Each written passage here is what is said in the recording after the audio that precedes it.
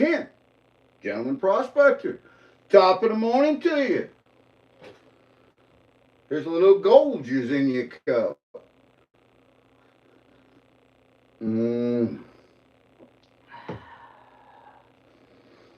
Howdy, howdy, Hobo Rob, train conductor. Welcome in, my friend. Today, today,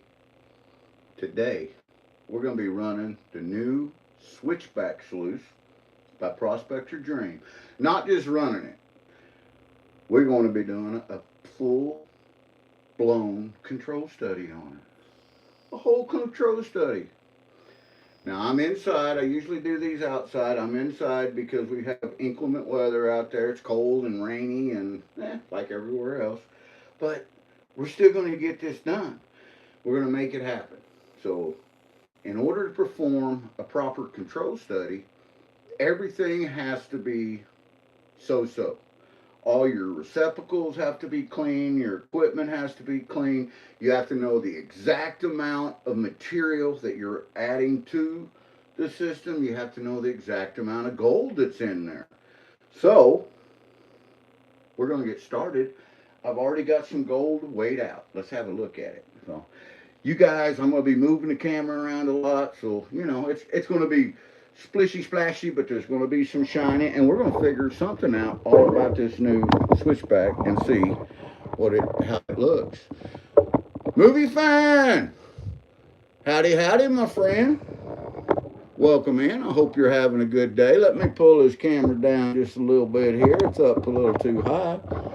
Show you guys what I got here.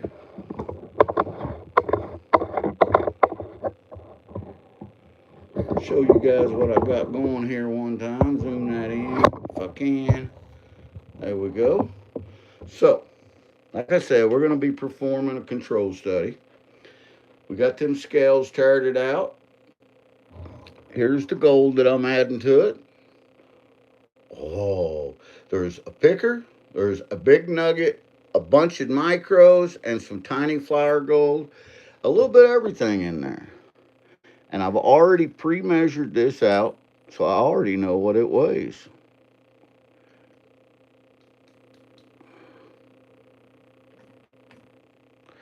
.5, 2.5 grams exactly is what that weighs.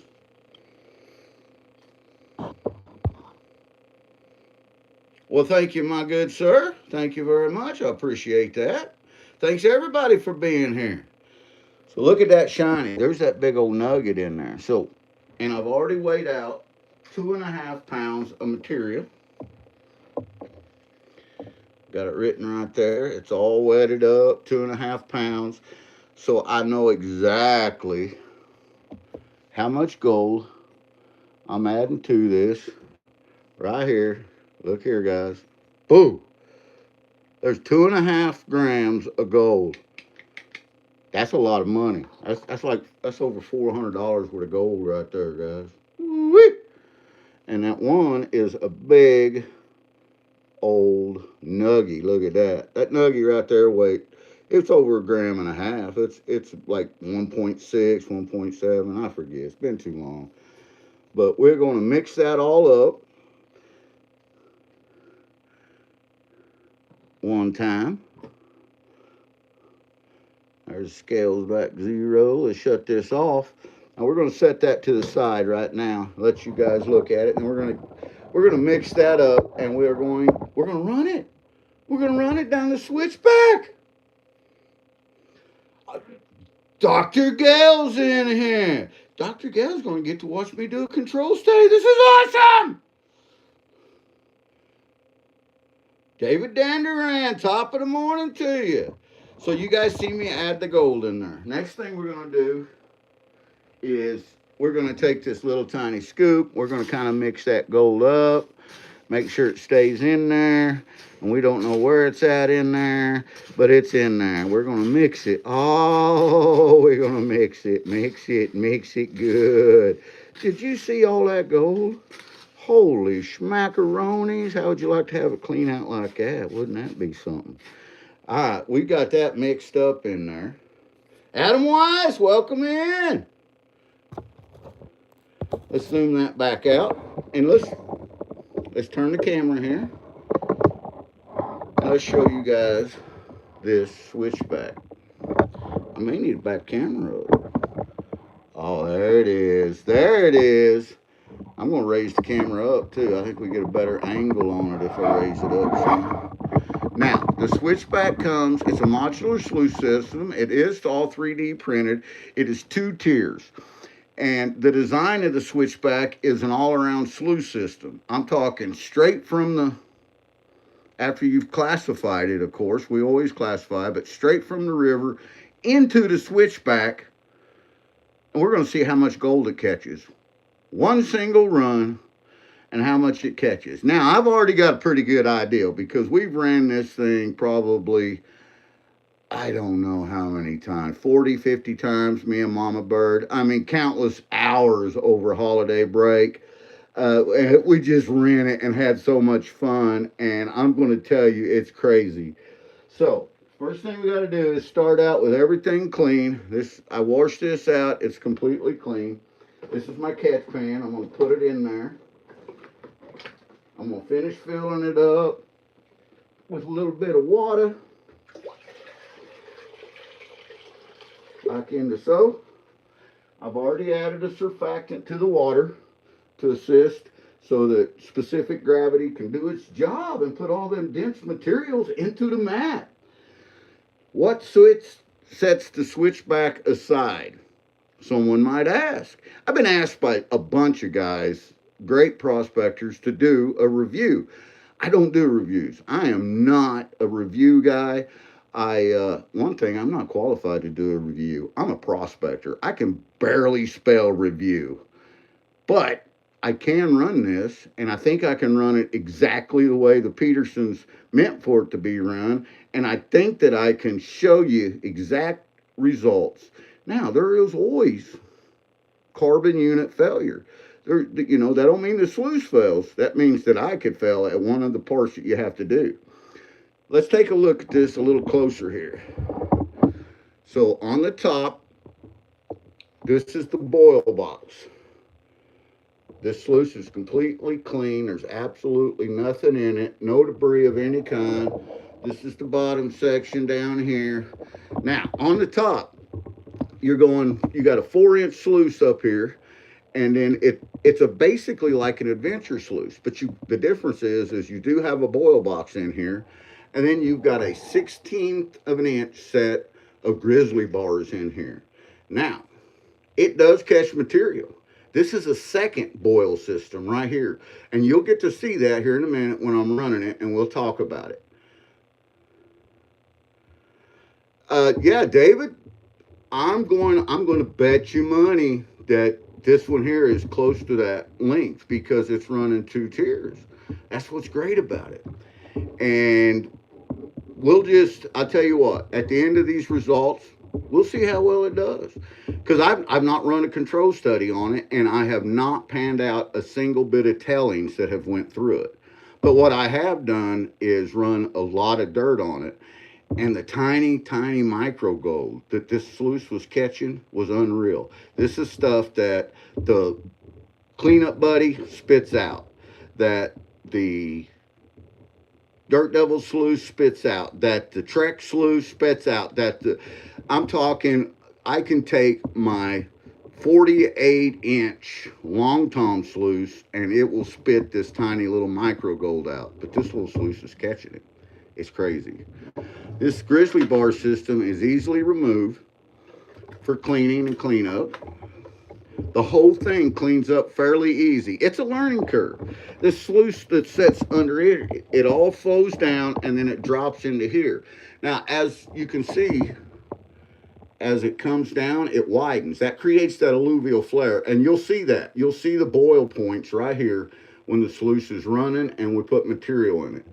And then it hits into a 6-inch down at the bottom, and it gives it another 16 inches. It's 6 by 16 on the bottom, and it's 6 by 18 on the top. You got 40 inches of sluice right there, and it does its job. Hearts of gold, howdy, howdy. So what we're going to do is we're going to get started because it's going to take a while because I got a lot of stuff to write down. I'm going to set this up here for now. Now, I do have this set to us on a speed controller, like I do all the equipment. We're going to get her fired up.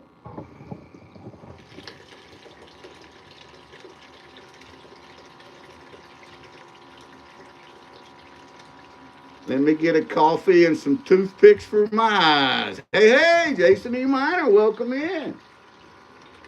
With any sluice system, you want to take a brush and you want to brush the mat down prior to each use. What this does is it takes any of the air pockets that might be trapped in the mat out because air displaces gold.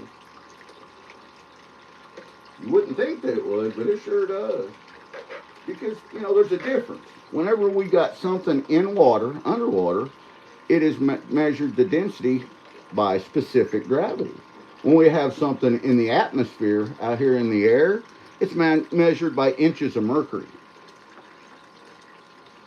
So we got that all brushed down. And we have that running, I've got it set on with an 1,100 gallon per hour pump, and we have it running about halfway. So we're running right around 600 to 800 gallons. 750 gallons per hour would do this easily. Now the speed jet controller isn't necessary because it comes with a water control valve. But I like the speed controller on them because the reason I like it is I can get more finicky. I mean, I can really dial this dude in. And it started where I have it dialed in at. This is where me and Mama Bird has been running it, that we found the best yield of it. Let me show you how this boil box here as we add material to it. I'm curious to see, I haven't tried it on any of the nuggets or pickers. Everything I've tried it on is material that me and Mama Bird have dug right here in Missouri. And that's what this material is that I just added it to. It's homegrown material. It's right here out of Missouri, straight out of the bank, nothing added to it. It's got super heavy black sands.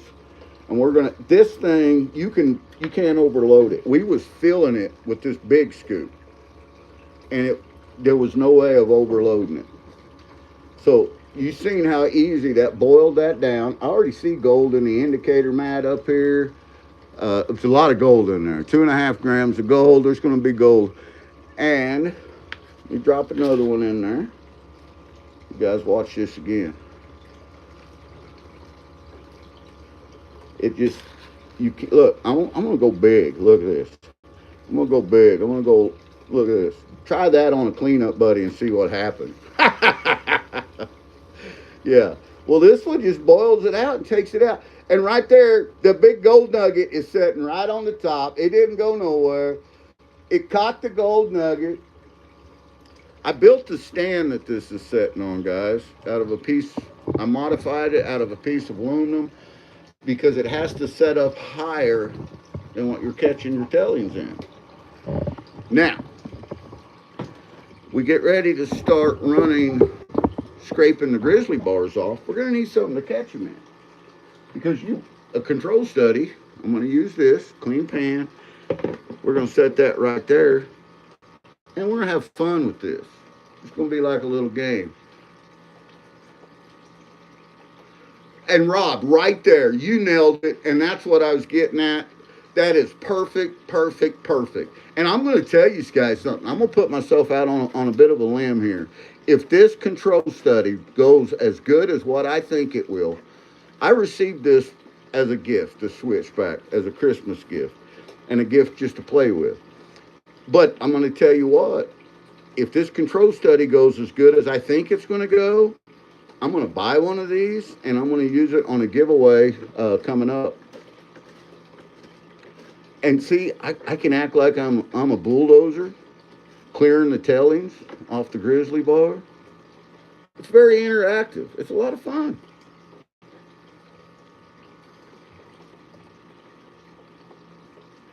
Fishing with Liam says that he's about to get to 1,000. Well, congratulations on that, Liam. we all like to share the kindness around here. So that to run this material through this little sluice is not going to take long. I'm leaving it there so you guys can actually see the secondary boil points on this.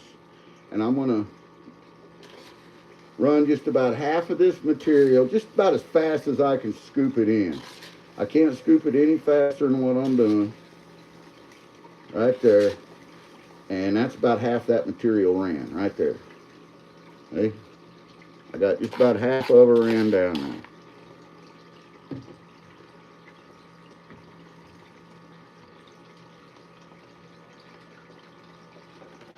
So the way I do it is I pull this material back to that boil point just in case there's any tiny little micros that might be caught up in there. And then I just push it out of the way. Say goodbye. So I got all my bigger stuff. And honestly, I didn't know how that gold nugget was going to react. Because whenever me and Mama Bird was doing this, and I panned out the stuff that fell off the back, in one of them that Mama Bird ran, I found some gold in there. It was tiny micros, but it was still gold. And we want to make sure that we capture all the gold. We know exactly how much gold is in this thing this time. And we're going to see how much it captures. This is fun. And now, I want you guys to see this. This is that big old nugget you guys see. And it stopped up the top in the boil box. I could reach in there and pick that nugget back out. Is that crazy? And Karen lost her coffee. Okay, we all have to stop and pause because Karen lost her coffee, and we all know how important that is. Now I'm gonna scoot this camera down just a little bit, like into so, and then I'm gonna zoom it in on these cells here, going in here. This is where that secondary boil reaction takes place. You can see how the center, the V, is being very cleared out, and the sides of it is where all that black heavy sands are at. Well, the V runs down just about 3 inches onto that mat, and then it's all dark. But that center's clear. That means that alluvial flare is working exactly the way it's supposed to. Anytime you're in a river and you're in a narrow shaft, and it's a gold bearing river, and you come across, you go narrow, and then you all of a sudden come across an eddy where alluvial flares and opens out. Check them corners on each side of that, guys. I'm telling you, I found so much gold doing that people have overlooked. That's the alluvial flare, and it's a natural dropout point. So you guys watch this as I finish feeding the other half of this material. And watch it as that rolls through to the second. You can see that all the small snuff going down, hitting that second mat.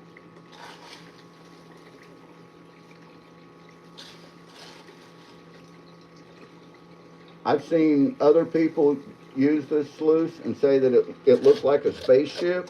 To me, it really doesn't look like a spaceship. It looks like a sluice. But if you was to, if I was to describe what it puts me in mind of, more of a C-130 aircraft, you know.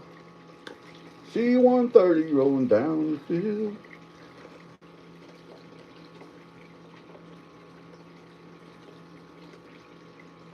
Maniac Miney, howdy.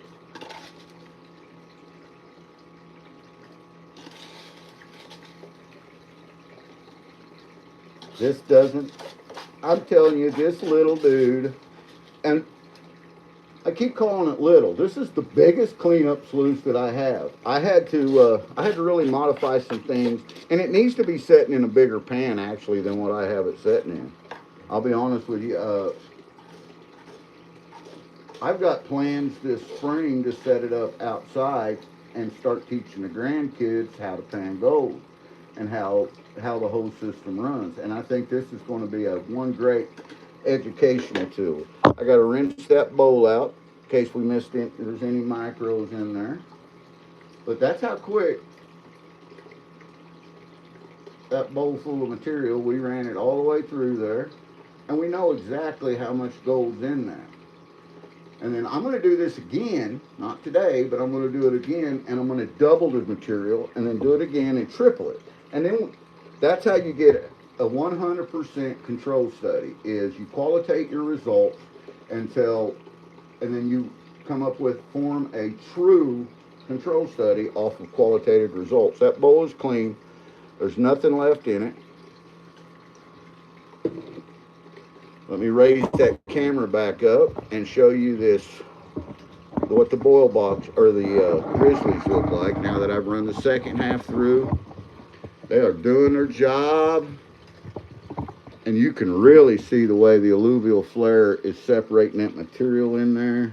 We got to take our backhoe in here. Backhoe operator, get over here.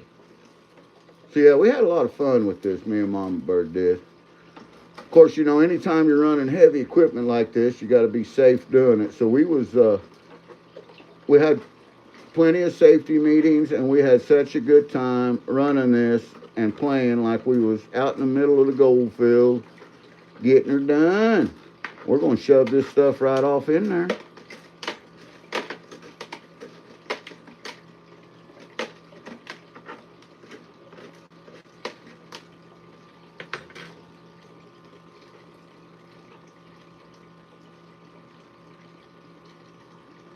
And I can now see the picker and the nugget sitting in the very top, very first part of the bowl box.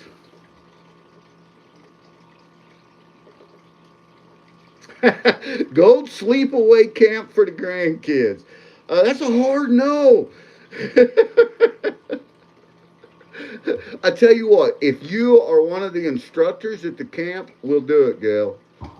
That's the only way. But you know what, Gail? We are in April. Mama Bird's having a birthday bash camp over. She's calling it a camp over, not a sleepover, and it's going to be right here in Missouri. And we'd like to have a lot of you people down there to celebrate with us. There's that picker and that nugget that we added to it, both right there on the top. We're just going to let that run for a second, make sure it clears everything out, and then we're going to clean it out. And I'm going to show you guys how quick and easy this thing cleans out.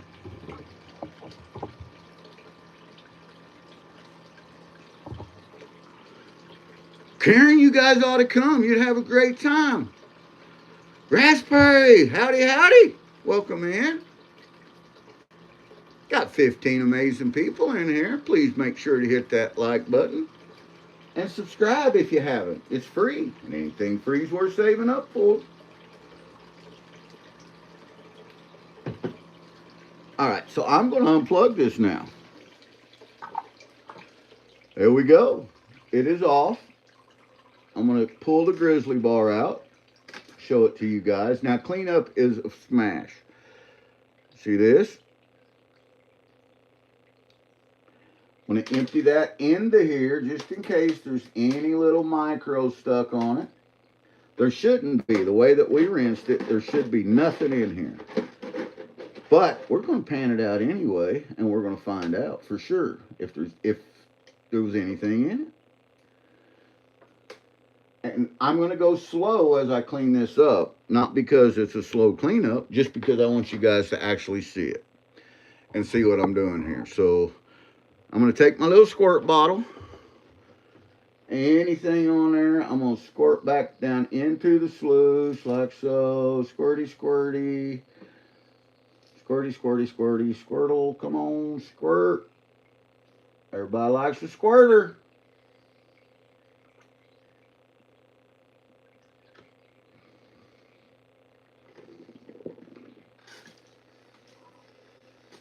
Got it.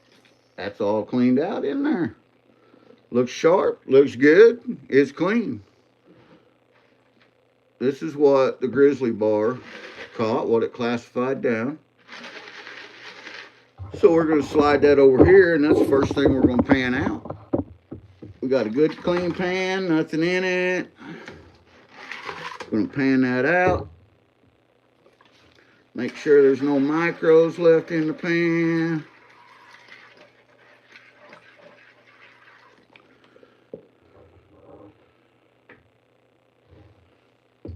Raspberry, I am having a great day. I'm doing a control study. I'm doing science and gold prospecting at the same time. What could be better than that? All right. I do not expect to find any at all gold in this. None. But we're going to pan it anyway.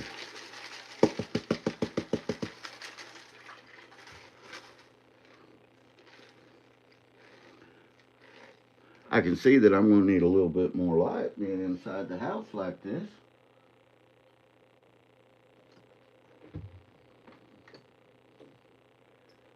Boom.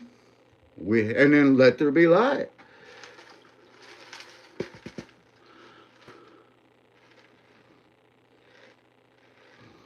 That's some good old Missouri gravels in there.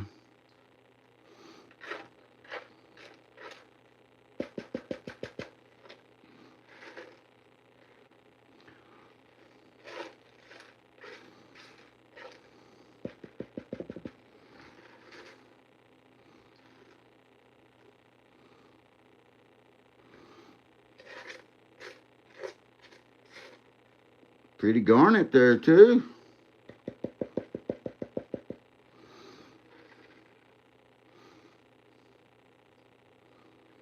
So the grizzly bar, out of that 2.5 pounds of material, caught no gold. There was no gold that got lost through the grizzly system.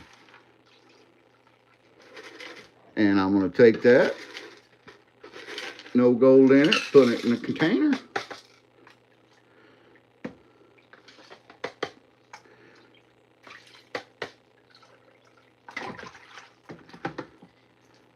There you have it. Because afterwards, I have to reweigh all of my material, and I want it to come out 2.5 pounds, like we put in it. Make sure none come out anywhere else on the machine. Our giant fuzzy all have pooped everywhere on the way. What? Hello, Fran. Looky there at that nugget, Maniac says. Yeah, that's a nugget. That is a definite nugget. That's, I think, I didn't even weigh it, but I think it's a nugget from a long time ago. Maybe 1.6, 1.7 grams. I don't remember. But it's a nugget. It's a nugget. Now that we got that done, let's back this sluice up, and I'll show you how I clean it out. It is not hard. It's a fairly simple clean out, guys. I just grasp the machine, and I can see them big old nugs in there. Look, I'm just going to pick that one up. There's a nugget right there. Boom! Boom! So we're going to put that nugget right here, because I already got it out. We know it's in there. And I can see a picker too, but we're going to leave it in there. So I just grasp it like that, slide it out. Look how easy that slides out, guys. And I'm just going to take it and put it right here. Let me adjust that camera so you guys can see. Try this with one hand. And then I'm going to plug that back in. And let it do its thing here. For a couple little squirts, like in so. And then I'm going to set it back on top, and I'm going to slide this dream out the top, turn it upside down, get my squirt bottle here, and I'm going to spray it out there. Anything that might be stuck in it. Turn it right side up, do the same thing, make sure to get all them cells, because this is the Dream Mat Dredge Mat, mini dredge that's in here. You got mini dredge and micro dredge. And these are some deep cells. They're way different than the old Dream Mat was. And I tell you what, they're a game changer when it comes to tiny, fine little micro gold. They are a game changer. I think I about got it.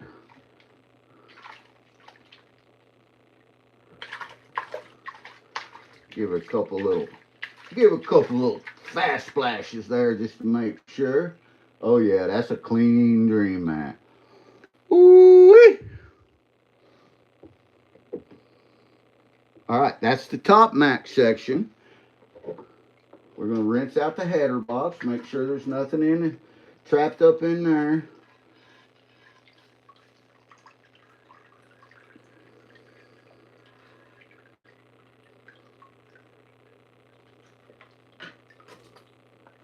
Like into so.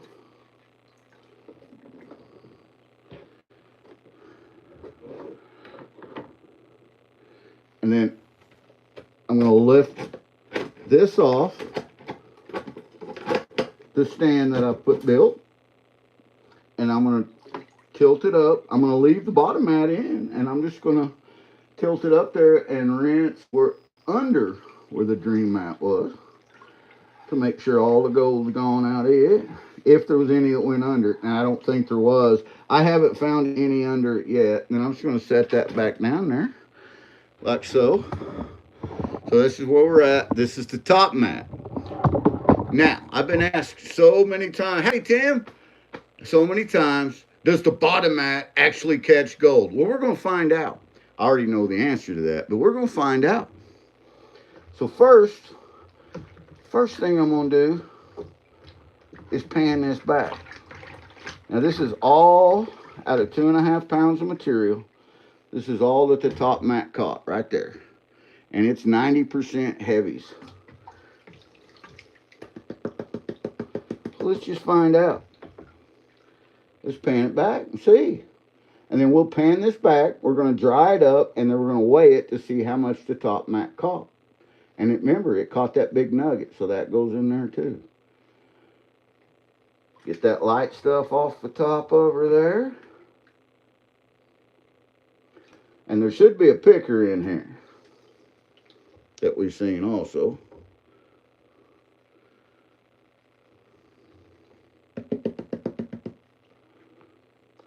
Gotta love them heavy. Man, that thing's loaded with gold. Heck yeah, 2.5 grams of gold.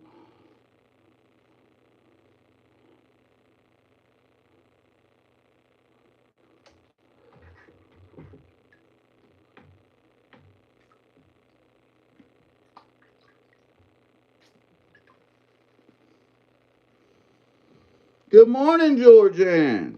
Top of the morning to you. Hope you're having some Goldgers in your cup this morning. Hope everyone's having a great day. Hope everyone enjoyed Mama Bird's Live last night, talking about that groundhog challenge. We've got, I can tell you we have 8 people that's already entered so we have 2 spots left, so it's not too late to get in. But we have 8 entries already into the scavenger hunt portion of it, and we also have people that want to play the board game portion the night of. That's going to be a lot of fun.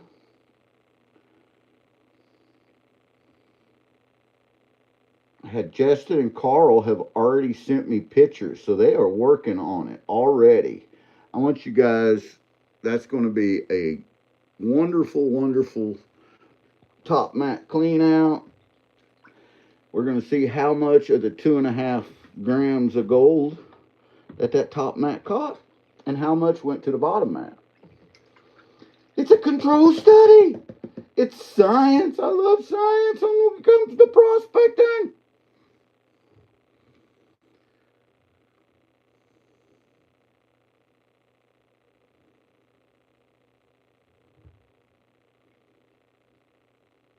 Oh, a Maniac said they missed. Yeah, that was live all about the groundhog challenge. You need to go back and watch it. Oh my goodness. Actually, Dan and Fran, I think you guys are both in the challenge already. Fran emailed me.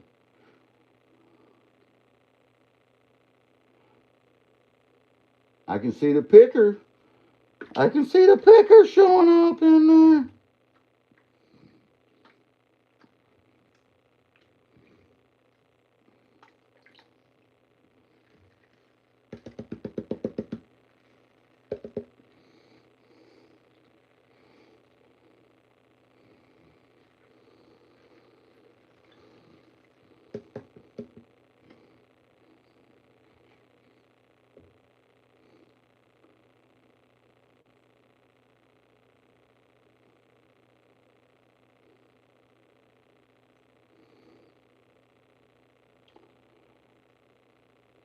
last year, you guys all, a bunch of you guys, got accustomed to this heavy, heavy black Missouri sand from the mountains here in Missouri whenever we started sending out po' boy bags.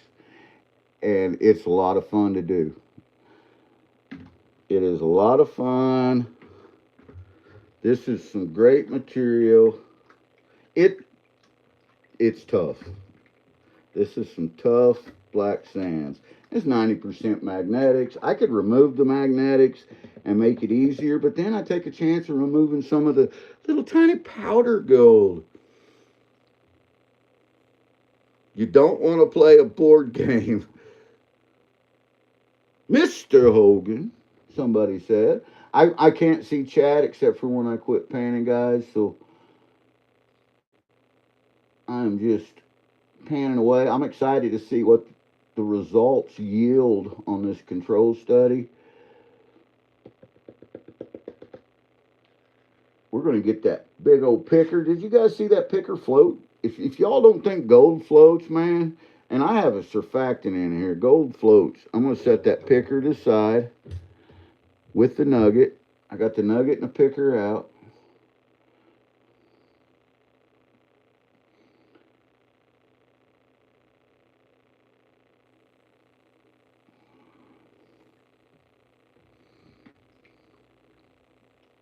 One of these days, I'm going to find a picker like that down there in the mountains because I know they're there. I've seen pictures, I've heard stories. I know it's there. It can't all just be powder gold. There's got to be good stuff in there.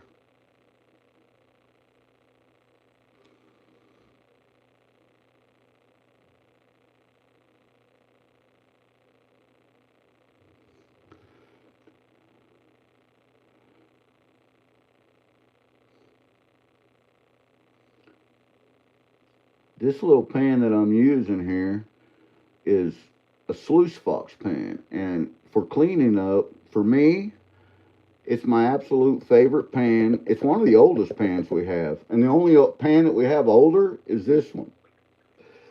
This is my very first pan that I started with so many years ago that it's crazy. Get back up there, Gold. We don't want any gold, so we're going to take our time panning this. We don't want any of it to get away from me because this is a control study. And now what Rob said earlier in chat was he needs one of these kind of sluices so he can run it down it and then run it down the Flower Gold Wizard sluice. That is ideal. If you can do that, oh my goodness, that is ideal. And you know, me and Mama Bird did that over the winter break, and we had so much fun.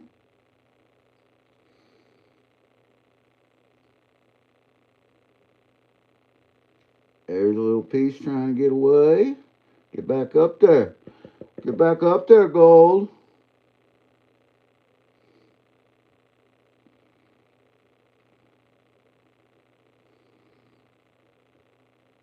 And those that don't know, or those that do know, anytime you have this amount of gold in one pan and this amount of black sands in one pan, it gets hard. Look at that smile. Wouldn't that be something to pull your pan out and it'd be like just like that, just straight out of the ground? No sluicing, no classifying. I ain't never had a place that's been that way, but I know there's places out there that's like that.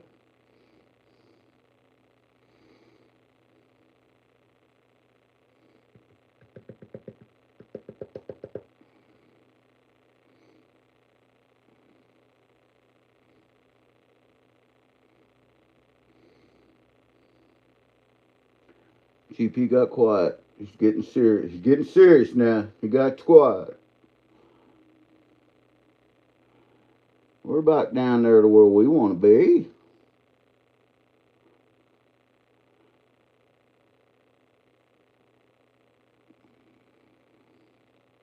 That's good practice. These control studies are great practice, and I love doing them. when you know exactly how much gold you're searching for in there. Hogan says my gold always goes left.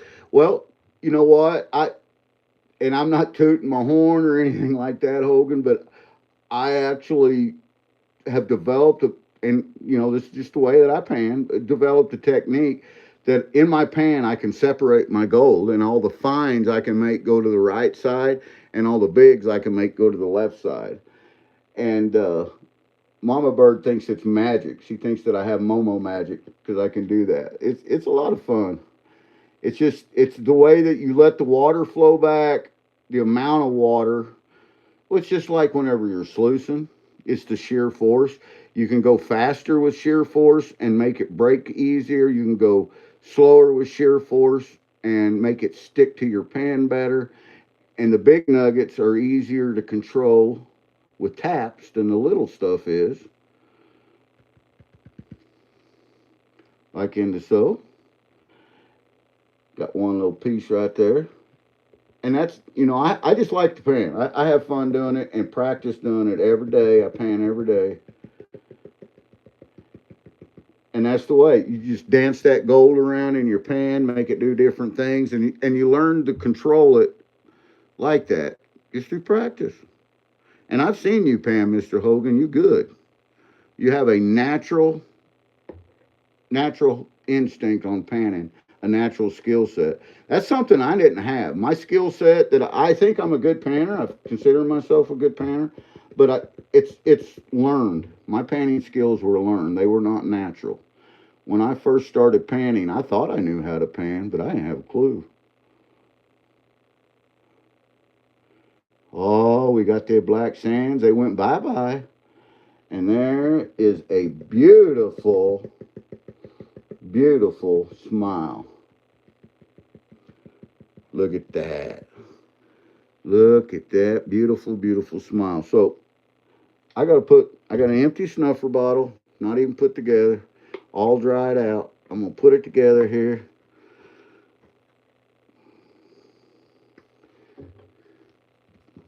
And I'm going to suck that up.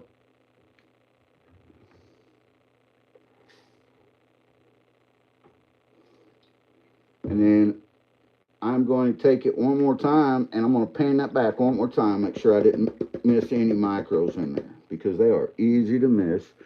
And that's easy to do now that I got the gold, most all the gold out of it. And I see micros. I do see micros in there. So see, that's why I repanned it. It's so easy to do. So we're going to pull that black sand off them real quick. The way I do that is, guys, I just start panning with the same amount of shear force. That's to pull back on the water. You let your water go up slow and you pull it back fast. And that creates the shear force. And anytime I see the gold, as soon as I see the gold move off into the black sand, I tap it back up to the corner. And then just repeat. And pretty soon you just keep doing that. Wash, rinse, repeat. You got your panned out, man. All that black sands is gone and all the gold is up there on the top. And you're like, ooh, that was fun. Let's do it again.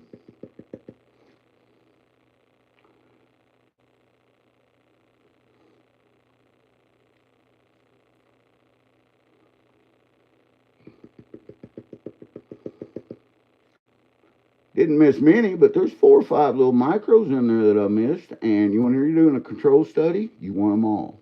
You want an exact, as precision as you can get measurement on everything.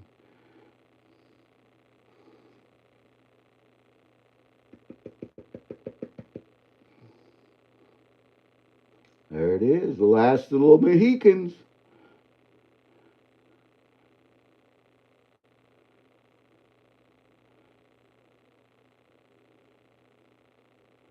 The last of the Mohicans. So I don't know if you guys can even see that. It's probably not visible, but I can see 1, 2, 3, 4, 5. I can see 6 or 8 tiny micros that I missed panning that first time. But boom, there it is. Got them. Now this material, I know I got the gold out of it, so I'm gonna put that material in another container because we're going to weigh it. I'm going to weigh it too. Make sure it's an accurate control study.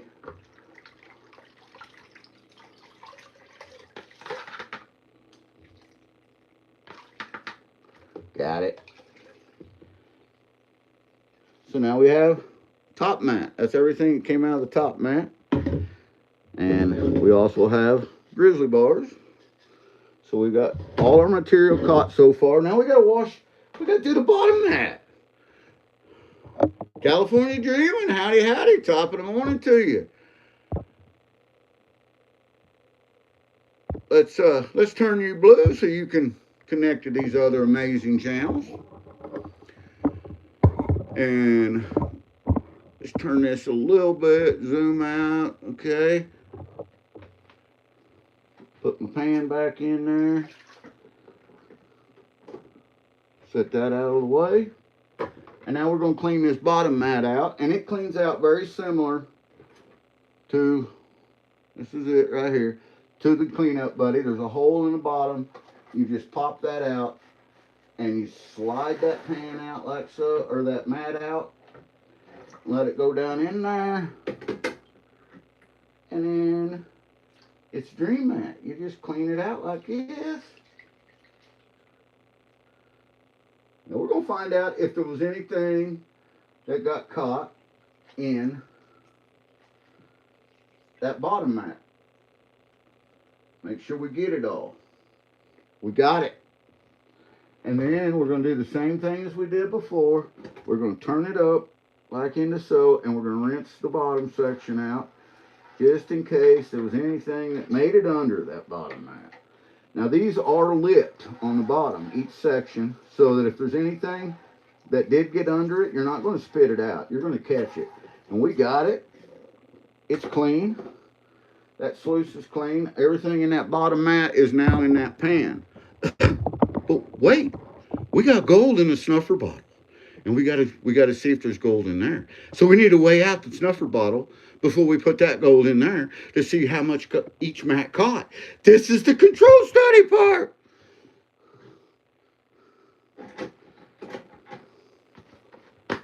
So the first thing we got to do is get the torch tare, which just happens to be sitting right here. Booyah! Get the cleanup pan.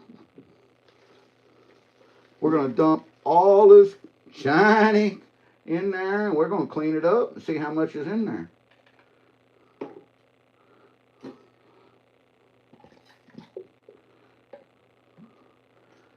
If we got 2.5 grams in here, that means the top mat caught everything, and control study's over. That means the bottom mat didn't catch nothing, because it all got caught in the top. Pour that excess water off.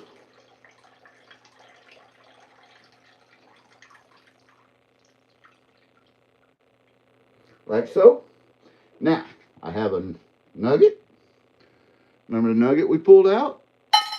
Whoa, that was loud. And I have a picker that we pulled out. My hand's so wet I can barely pick the picker up. Here's the picker. Oh yeah. Because we got to dry it all out. This is everything the top mat caught right here. We're going to dry it out with a torch tare.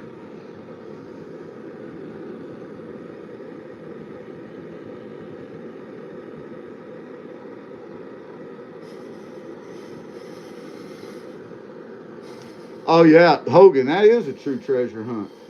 Buddy, me and Mama Bird are putting together, now we're going to do duck races next month on Valentine's Day, and we're going to have spots available. They're going to be affordable, but we are putting together some Valentine's Day bags for your sweetheart. And these ain't, guys, we haven't got everything in yet to do these with, but we're talking some extremely special Valentine's Day bags. And I don't want to let the cat out of the bag.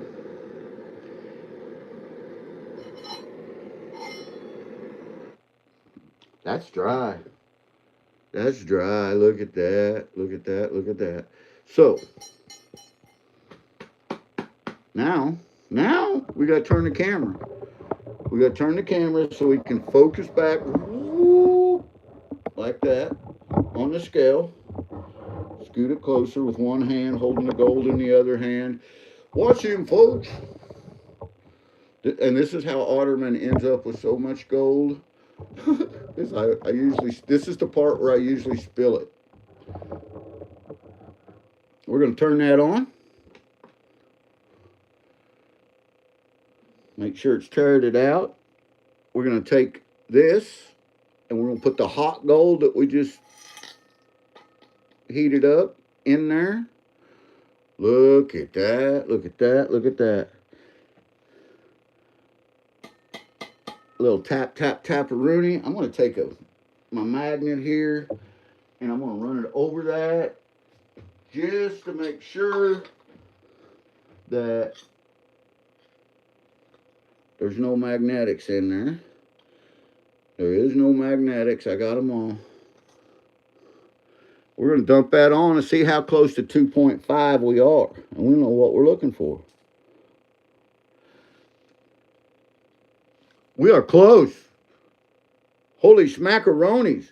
We're at 2.47. So we have 0.03 is what we're looking for. We lost 0.03 grams of gold. I wonder where it could be at. I wonder where it could be at. Let's take a look. Let's have a look-see. Right here one time. You want to? Because something tells me, let me put this snuffer bottle back together, move the torch tare out of the way. Something tells me there's going to be 0.03 grams of gold or close to it in this pan. Nice, you better find it. Yeah, it better be in here, right, Hogan? No excuse. If it ain't in here, the sluice didn't work, right?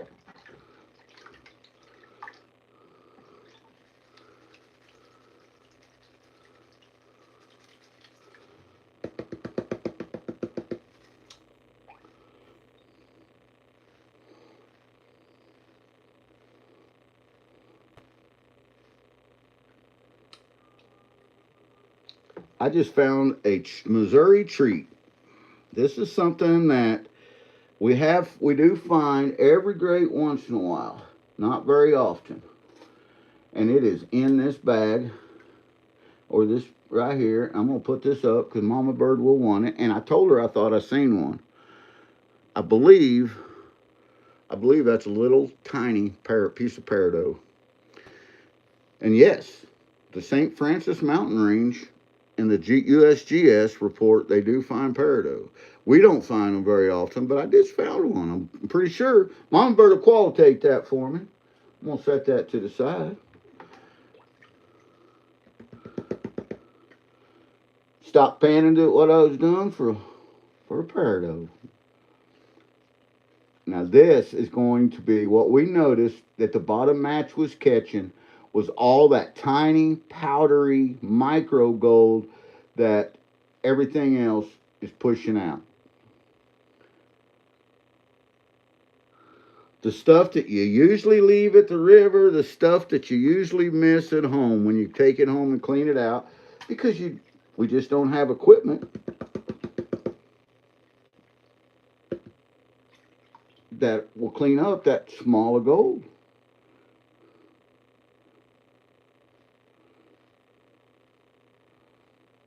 And I'm going to go slow. Because I got to know if this dude caught the gold.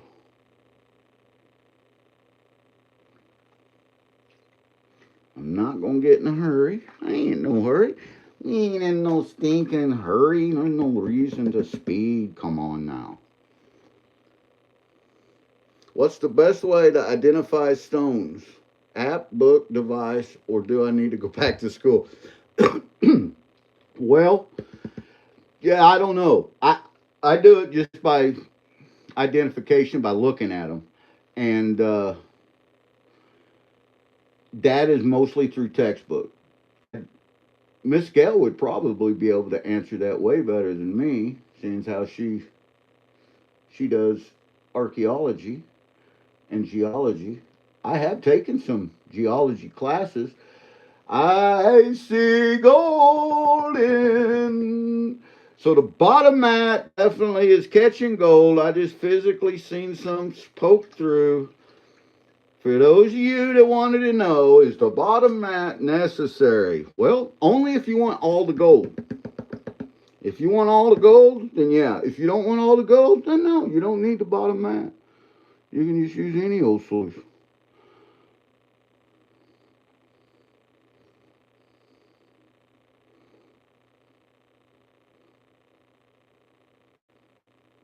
There's more gold coming through. That's what you want to see. That's pretty stuff. That's pretty, Gertie. That's pretty, Gertie.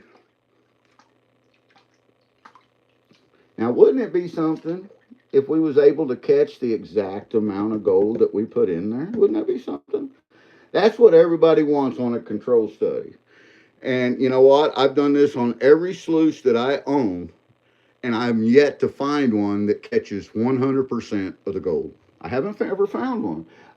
Found some that catch 98%, 98.5%. The Devil's Cut sluice so far has caught the most percentage out of all the sluices that I'm running currently.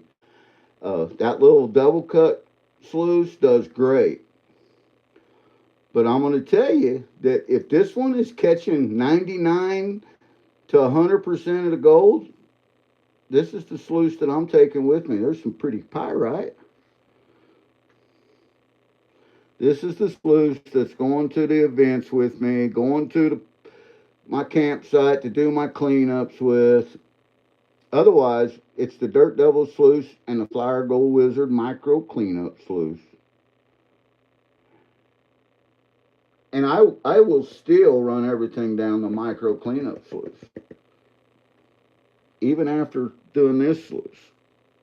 Because, and then the Ripper, because that, I'm going to tell you what, guys, we was having so much fun. We was using the microscope and stuff to see, and there's gold that you cannot see with your naked eye that Ripper will catch, and it piles up. And when you get gold like that, I showed you guys some of that last night. That's unreal. That's the tiniest gold. I don't know, my hat is off the prospector's dream. And the Flower Gold Wizard and Wesley, because the combination of them two sluice systems is working so well for us.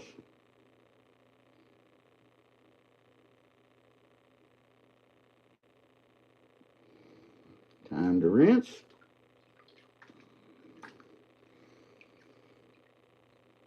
I heard my name, but not about what, says archaeology. Hey, make a dog, welcome in, pal. Sorry if I missed you when you come in. I'm panning. Miss Gail, I was saying that you would probably be the person to talk to. Mr. Hogan had a question about rock identification. What the best source to learn different rocks was, whether it be an app, a book, or does he need to go back to school? That is a beautiful piece of pyrite. That's the reason I was looking at it.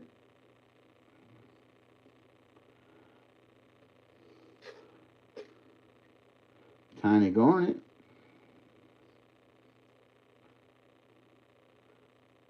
I know my rock identification skills, the way that the few that I can identify is through textbook. I'm a very didactic learner though. I can, if it interests me and I want to know what it is and I read about it, I never forget it. I have an eidetic memory, so that makes my didactic skills,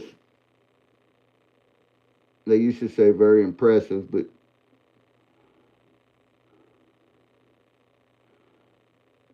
once I've learned it, I can't purge it. It's there forever. And that can be a nightmare.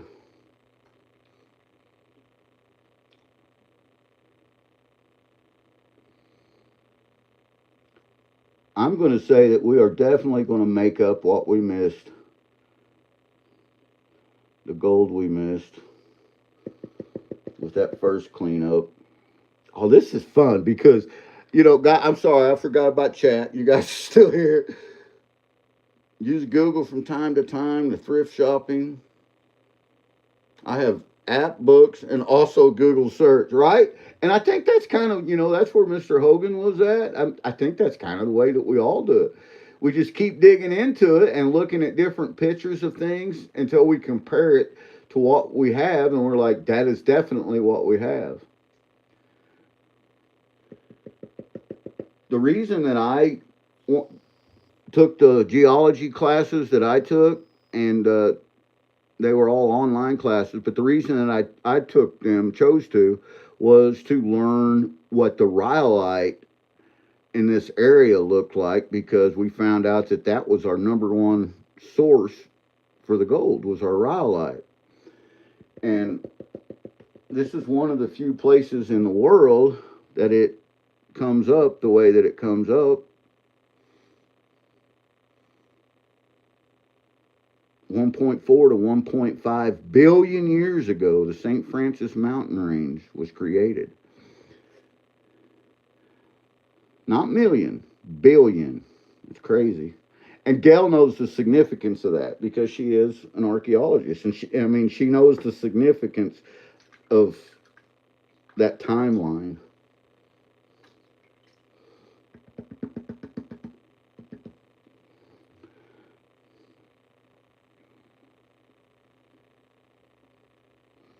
Oh, yeah, I would say that every piece of gold is, we're going to come close to what the top map missed. Right here.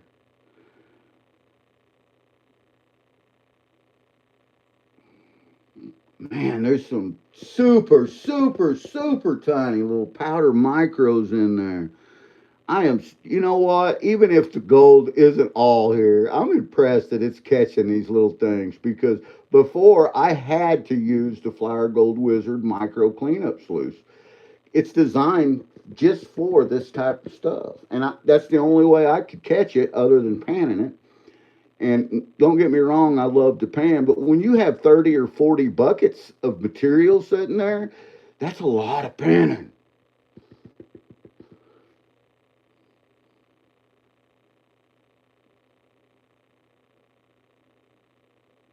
We're getting down there. We're almost there. I'm not reading chat, so I'm sorry, guys. I'm not ignoring you.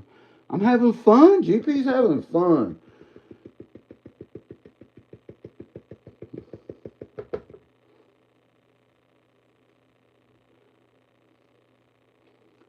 Say bye-bye, black sand. Here's that shear force that I was talking about.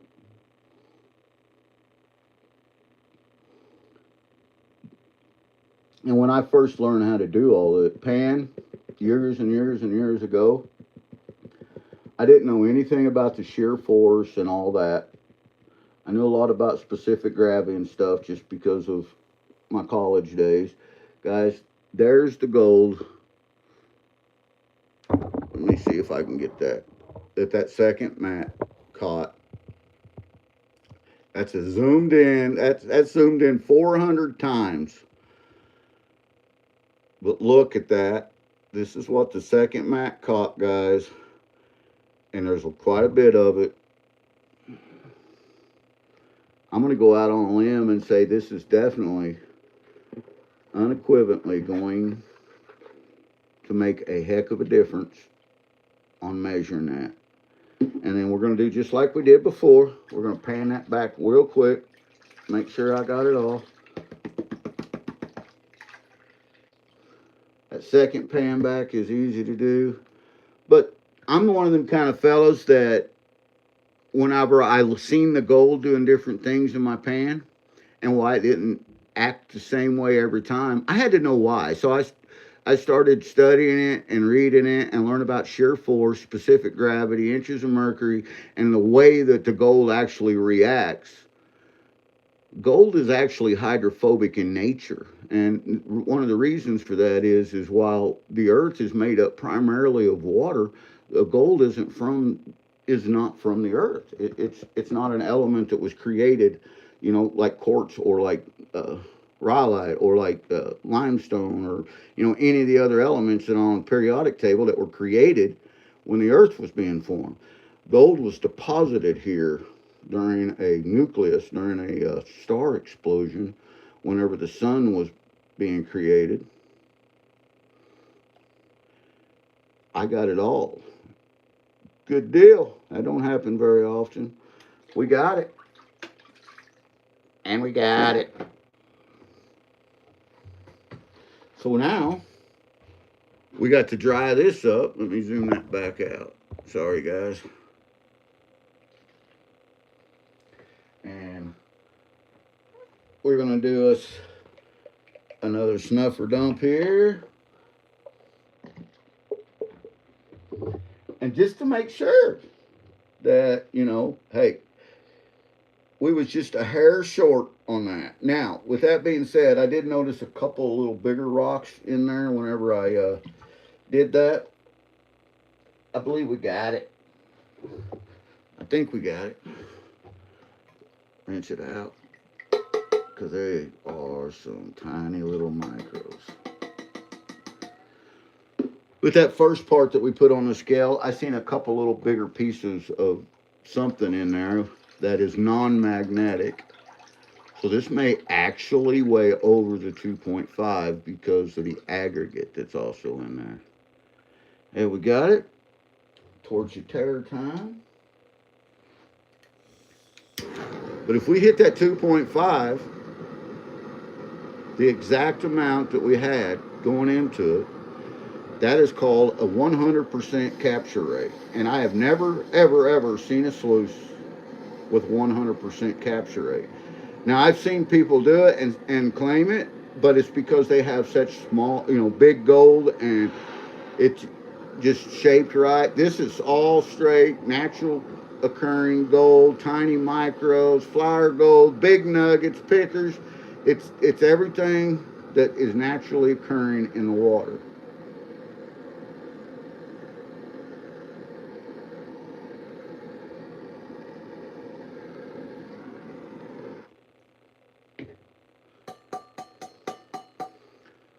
And that, you just kind of see down in there. I think that's gonna do it. I do. I do. I think it is. So we are going to put that in here. Whoa, wait. I gotta turn the camera so you guys can see this. Sorry. I'm so used to, me and Mama Bird had so much fun not filming we didn't film nothing, guys. And we had so much fun the other day. Not that we don't love filming, it's just that sometimes it's good just to do what you do. So what I'm going to do is I'm going to set this aside. This is what we've already captured in there. Big nugget and all. I'm going to set it right here by my coffee. And I'm going to put this scale over on there. I got to move the Prospector Jason E. Minor skulls out of the way. Turn that back on so it'll tear it out. There's teared it out.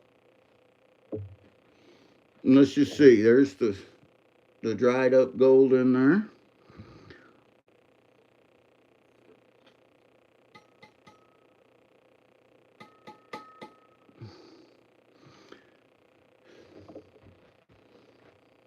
.022 is what that says.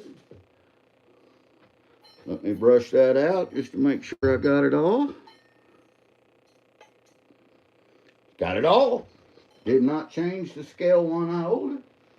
No, sir. No, sir. So we got .022 right there. Here we go. We got to know. We got to know, Joe.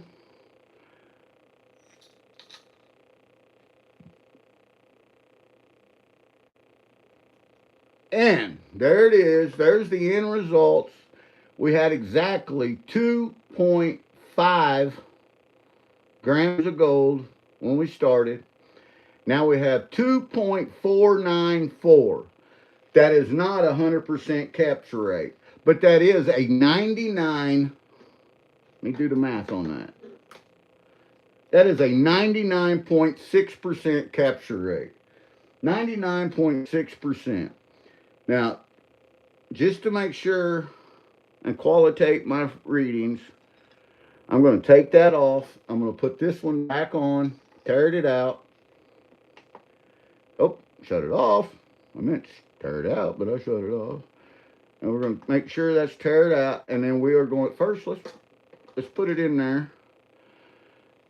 Just to make sure that we come up with the same thing, because we originally measured it in that plastic.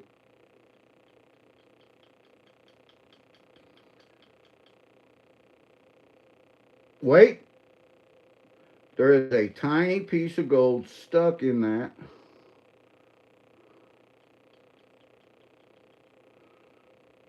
Where'd my, did y'all see what I did with my brush? There it is.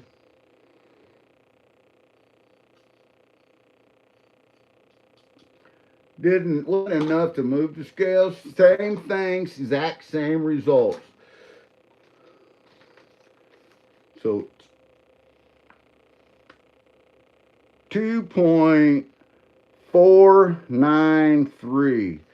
So what we lost gold. We lost gold. There is still gold somewhere in there. It could be in my tellings that I panned out. I'm going to go back over it to make sure. If it is, I'll let you guys know that that's where it was at. Human error. But other than that, that is a 99.71% capture rate. That is the absolute best capture rate that I've ever gotten out of any sluice. That's pretty cool. That's pretty cool. That is awesome.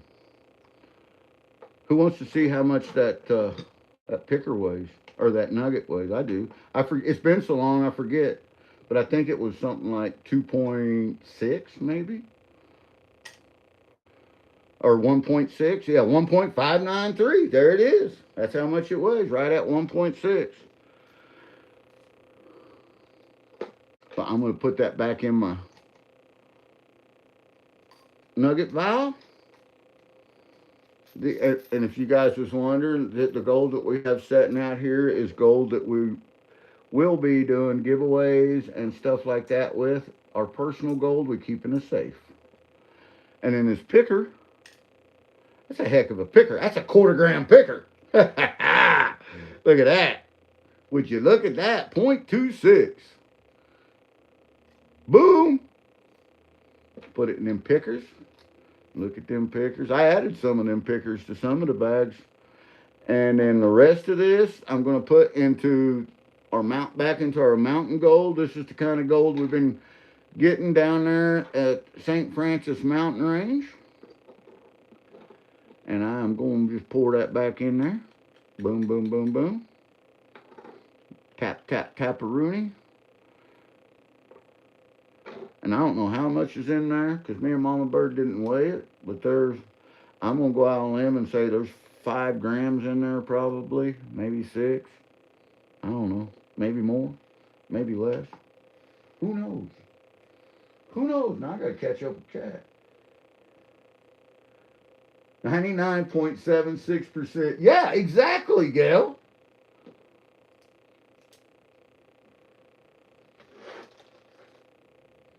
Gold's a record holder for hide and seek. Tim coming in with, he loves the smell of napalm in the morning. Oh, wait, no, that's flashbacks. Never mind.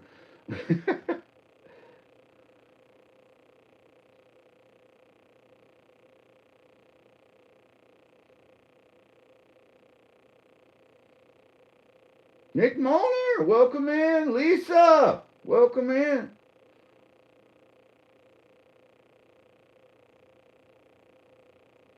And you know that, looking at the table, Miss Gail, I don't actually see. I see some gold on the scale though. So yeah, I mean, you're right. If I was to pull this off, tap that on there, and then take the scale and flip it up here, and then try to put that in there. It's probably going to miss. I see gold on it though. So you're right. It might have bounced some out when I poured it in or what have you. I'm going to say that it was carbon unit failure. It wasn't the sluice. But this is the first control study. This is the very first one, and I knew it was going to be amazing because we was finding. Well, let me show you. Let me show you what we've been finding in it, and I've been separating it as we find it.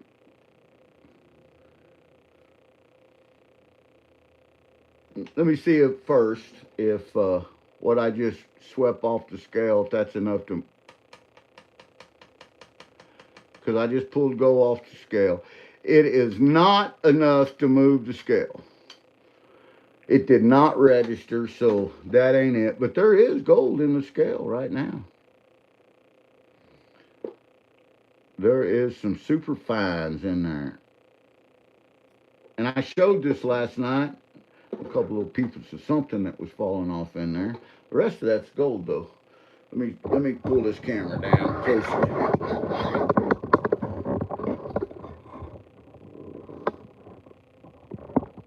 Adjust it just a little bit. This is what it's been catching, and that's why I knew that scale was set, or that sluice was different, because this is stuff that I have caught in the Ripper, the Flower Gold Wizard Ripper. Let me put some of that on there. That's gold that I'm just going to add enough to move the scale.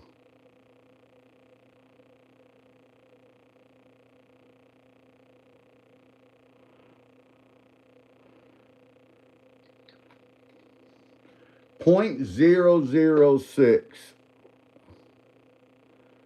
is what that is. 0.006. I'm going to zoom that in and then let the phone come up and stop. Guys, talk to me.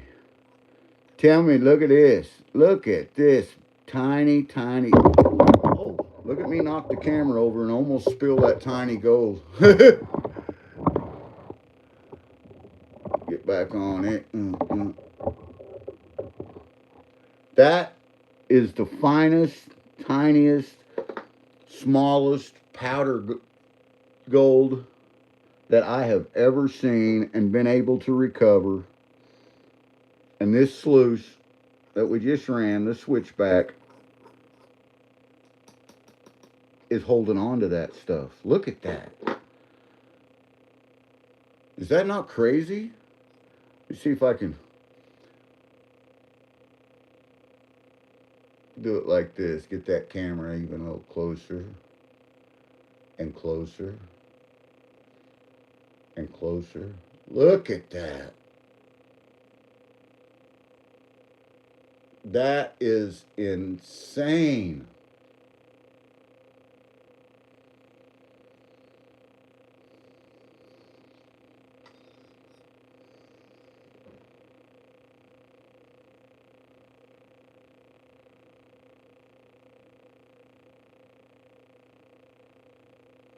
It shines prettier than a newborn speckled billy pup.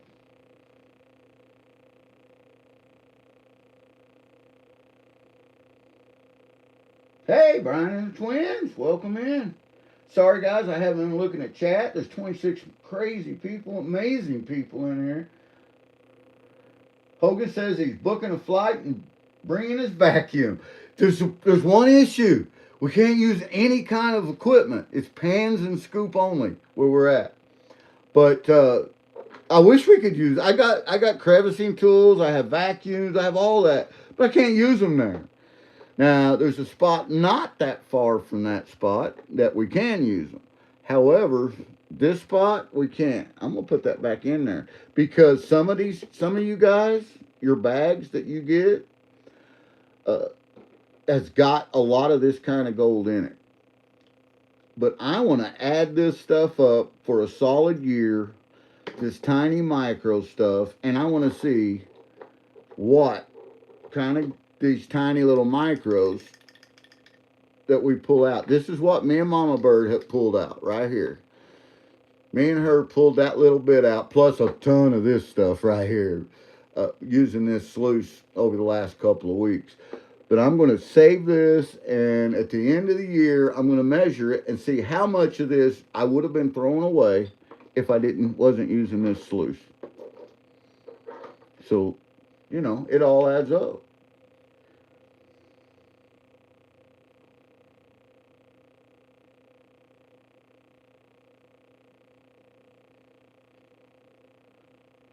You have gold like that you can't recover, don't sneeze. Yeah.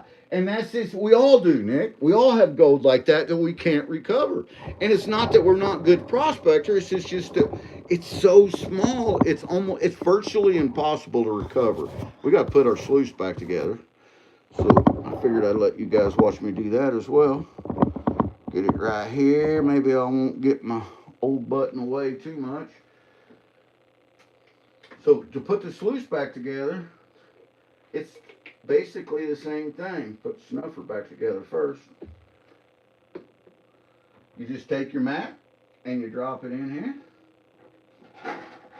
Yeah, we all have that kind of gold, and anywhere where you find gold, that kind of gold is gonna be in. And the thing is we're just not recovering it because we don't have the equipment that'll recover it. So that is a casualty of war, you might say. In war, they say 3% is an acceptable, they teach you this in officer school.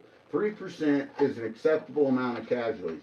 I never bought into that. I don't think any percentage is an acceptable amount of casualties. However, they had to have a starting point, and that was, that's their starting point. That's the hardest I ever had, pushing that mat back in. Oh, duh, GP, it's because you got it backwards. You see that? I tried to put a mat in backwards and it went no. I was like, goodness, this is making me look like an idiot. Man, it's not that. It's just that you're an idiot, GP. There, that was much easier to get in. You put it in there the right way, it snaps right in place. You put your mat back in, and then the little stand that I made, I have wobble bolts on it because this came with holes drilled. I think the holes are for more accessories that they have coming out with this, a demagnetizer and different things. So yeah, but I like the results of this.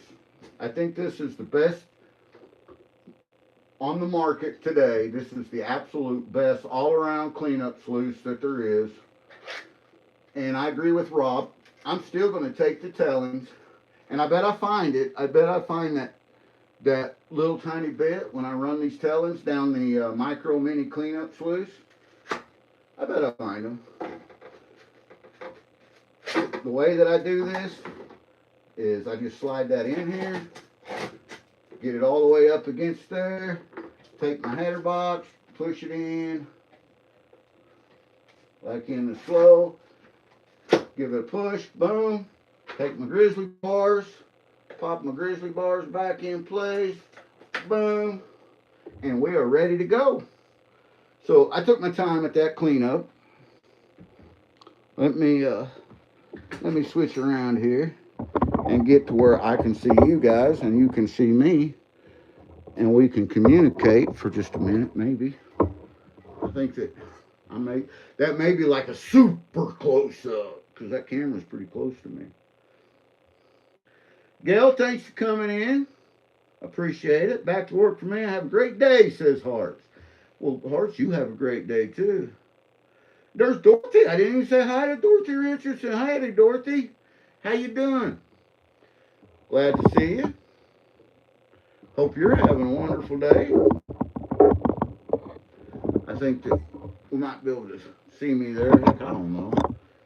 My camera's a kind of a lag. I got a lag on my camera, so. That's a hokey pokey song. You put your cleanup mat in, you put the pay. Right? Right? We got to get together one of these times because we're going to have fun. Me and you going to have fun, Hogan.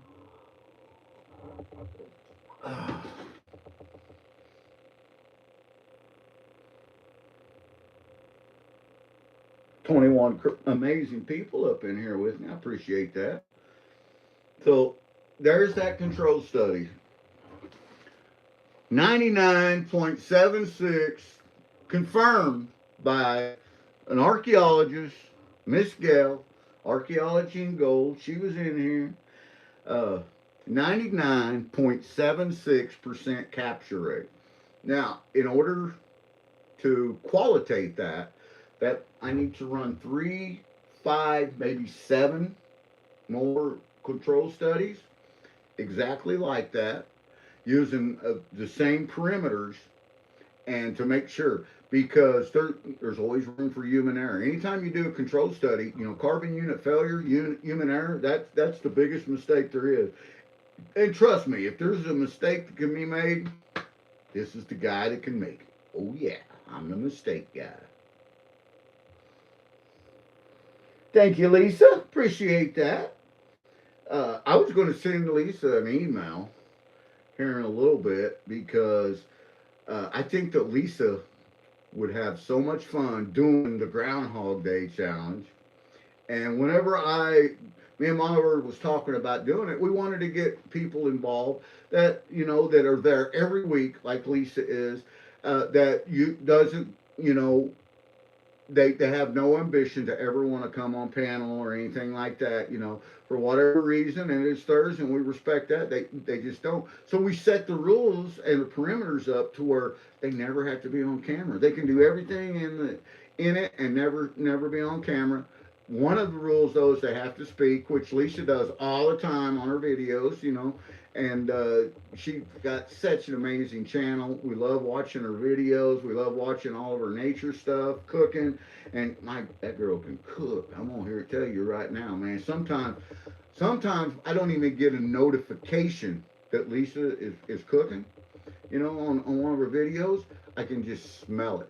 It's like it just like comes out of Michigan down here to Missouri, and it's like, smells like Lisa cookings. And I go on to YouTube, sure enough, she's in there making something cool.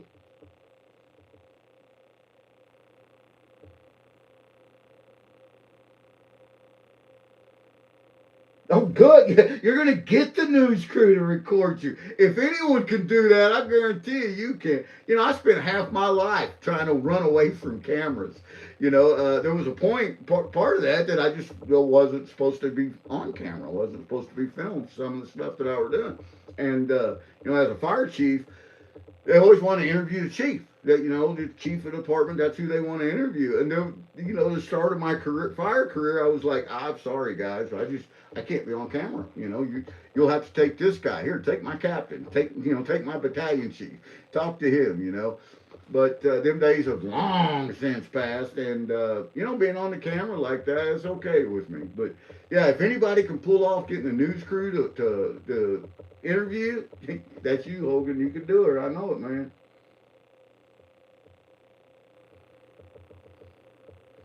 Dorothy, I think it is going to be an awesome challenge. And you know what? We'd love to see you do it. I think we have 7 or 8 contestants already that said that they were doing it. Uh, I have already getting pictures and videos from 2 of them. So they're hyped up about it and getting it done. Hogan's another one that's actively doing it. There's Roger Dirt Devil. So yeah, we still have spots there open, and we still have, I think, 5 spots available on the playing the board game. And anyone that plays the board game, whether you're good at it, bad at it, or whatever, we're gonna try to get 6 contestants to play. You're all gonna get a Groundhog Day pay dirt bag. We're gonna send you one just as a participant, and the same way with anyone that does the search portion of it. You're going to also get a participation bag, and it's going to be a minimum of a tenth of a gram of gold in each one. And I will not put any of the tiny powder gold in it. But with that said, some of that stuff probably be in there, because the dirt that I'm going to be using is going to be unsearched dirt. The dirt we use today was searched. I have run that dirt, ran it, and there's no gold in it. I know there's no gold in it. But the dirt that I'm going to use in the Groundhog Day bags is stuff that we have never looked at. We classified it, panned it down to nothing but heavies, dumped it in a bucket. And that's the way we make buckets of cons where we're at. And it takes hours for one bucket. You're out there for hours panning just to fill one bucket up with cons. You know, and we're lucky. I'm doing good that if I can go down there and spend 3 days prospecting, if I can bring 8 buckets back, just me filling them, you know, that's nothing with a shovel, but with a scoop and panning it down and no sluicing, just getting the heavies, that's a lot of work and it takes a lot of time. But we have fun with it and we find a lot of gold doing it that way. What's this Gold Kingdom membership? You're in it. You got a card. I just haven't sent it to you, Mr. Hogan. I have a lot of them I haven't sent, but you got a number. Your number's written down, and you are in Mama Bird's cage, ball cage. Uh, Believe it or not, yes, Mr. Hogan is in Mama Bird's ball cage right now, sitting right here. All you guys are.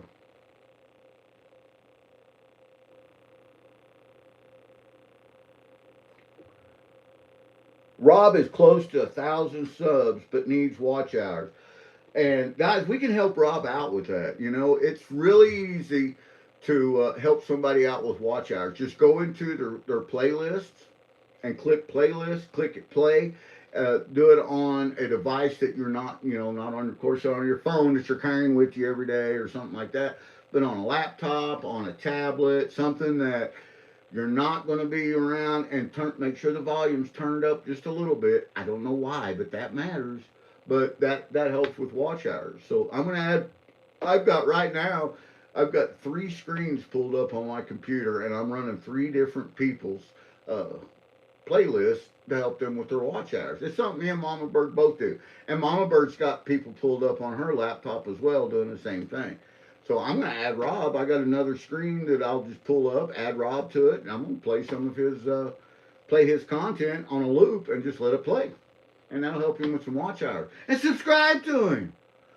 It's free, and anything free is worth saving up for. And Mr. Hogan coming in, dropping the big ball, saying, I got 20 plus computers. I can run them.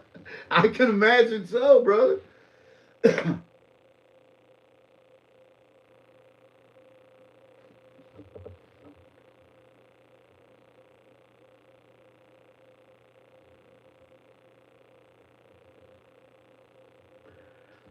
Everyone's got numbers. You know, they on the cards, and I have not made printed everyone's cards yet. Mr. Hogan's is printed. There's a lot of them that are printed that I haven't sent them off. And some of you guys I've sent packages to and just forgot to put the cards in there. I got a stack of them. It's like, I forgot to put the card in there.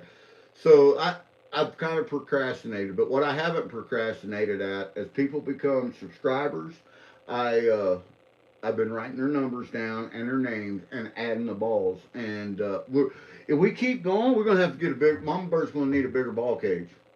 So because that one there is just about full. There's hundreds of numbers in that thing.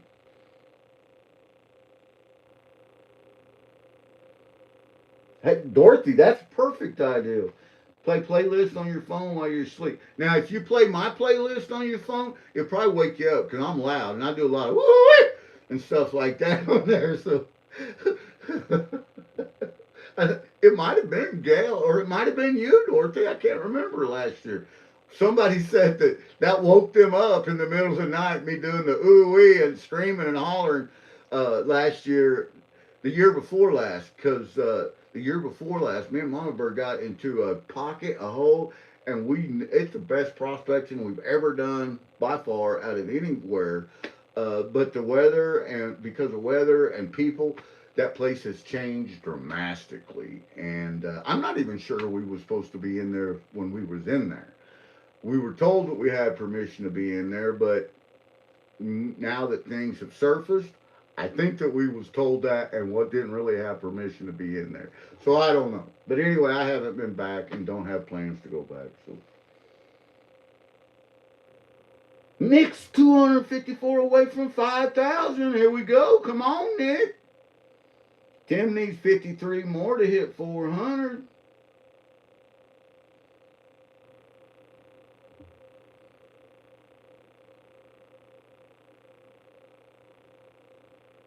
Membership cards with a picker embedded in them. Dang, that would take a lot of pickers. That'd take a lot of pickers. We've given out a lot of pickers on stickers to people. I enjoy doing that.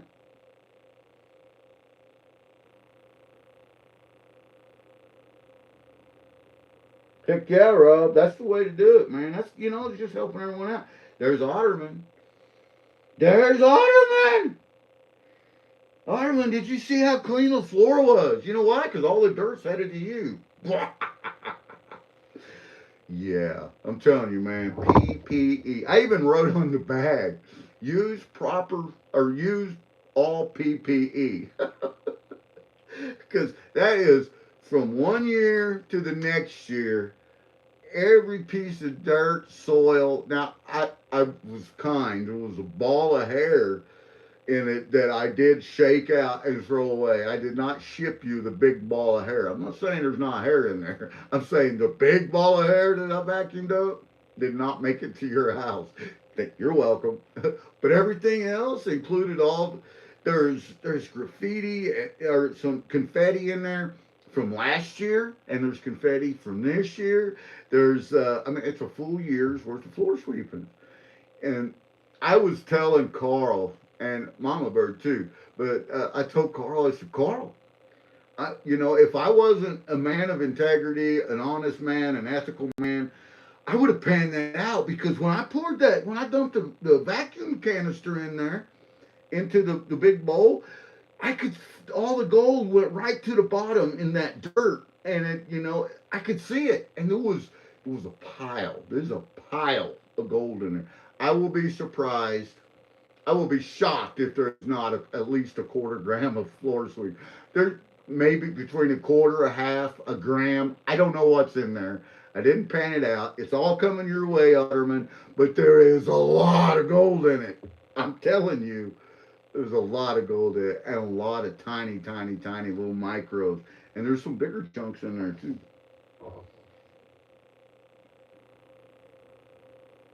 Wow, that's crazy, Hogan.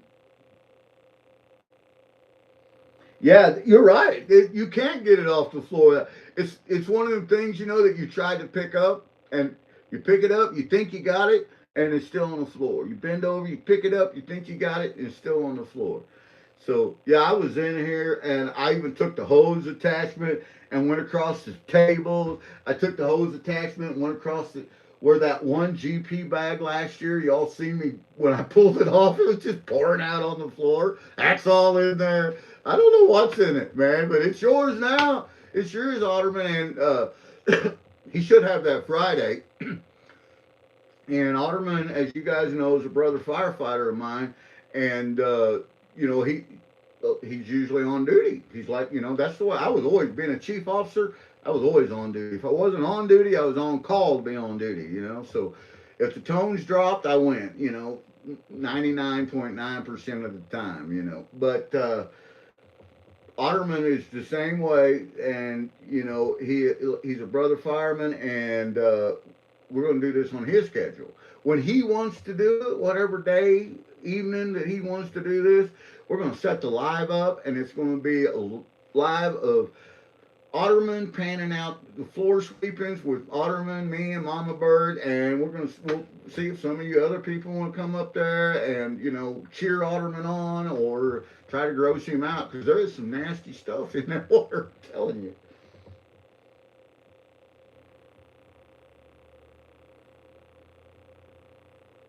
Ordered pyrite to smash up, and I'm going to put a half a gram of real gold in it. Just pyrite and gold for brother Robert at Curmudgeon. Oh, he's gonna love you, man.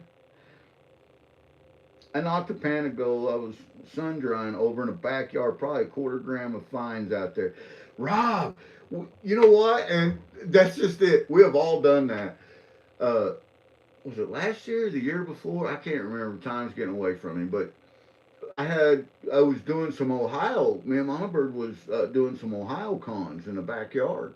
Had it set up, had the big sluice set up and panning and all this. There was a nice picker that I had found down there in Ohio, and it was a good one. It's my biggest Ohio picker, but I had it sitting on the table. I just picked it out of the pan and set it on the table like I do so often. We did all this. We went inside. We had some lunch. Well, I come back out. We decided to go do something else. So I started cleaning the mess up. I didn't want to leave everything set up out there. It was nice and warm, you know, and I didn't want to leave the sluice set up in the sun and all that. So I pulled it all out and just flipped the table up. And I never pulled that picker off. And now it's in my backyard. I spent 3 days with my metal detector trying to find that. And while normally, in normal circumstances, you could probably find that big a picker with, you know, because I was using a Goldbug 2 metal detector. I know it was sounding off and picking it up, but there wasn't an inch of my backyard that didn't sound off. Not an inch. So I ended up out there with the pinpointer, got down. So because I got so many buried cables and so much debris from over the years and different things and black sands and magnetic. Oh, so yeah, I can honestly say with a certain degree of certainty that my property does have gold on it. I know it because I put it there. I just did a bag with so much pyrite, it was not fun, but interesting. Yeah, you know, and too much pyrite, and you know this, Mega Dog, and so does the rest of it. If it's loaded with pyrite like that, it can be a pain in the buddies. But at the same time, because of the density difference between pyrite and gold, pyrite is actually less dense than a lot of the magnetite is. So sometimes it's easier. Depends on the pyrite, because sometimes it's easier to pan that pyrite out. It just moves out of your way like the light bomb sands do. But sometimes it sits in there and it's like, nope, I ain't going nowhere. They call me fool's gold for a reason. I burned my yard, says Mr. Hogan. All right, you know, I should have filmed me doing all of this because at one point Mama Bird come outside and this was the night of. I had my big lights out and I had literally taken and was using a bar, a flat bar, and was scraping all the soil off the grass, and I was classifying it back there in a big, like a 12 by 12 spot in the yard. It was completely bare. I had to plant grass seed, put straw out, all this. I never that picker's still out there somewhere, or is it? You know, Mama Bird said, you know what? Maybe Momo took it. Maybe Momo was like, I had just walked by, picked it off the table, and I flipped the table up.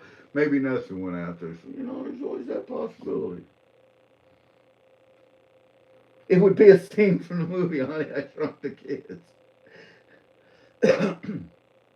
Tim, they sell it all over, man. All you got to do is get a hold of them people and give them your cash, man. You can get some pay dirt. I know there's some amazing pay dirt people out there. That's how Robert coined. Shut up, Hogan.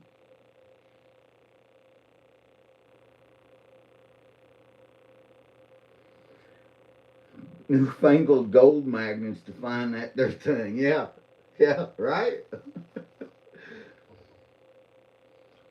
Okay, guys, this has been a lot of fun.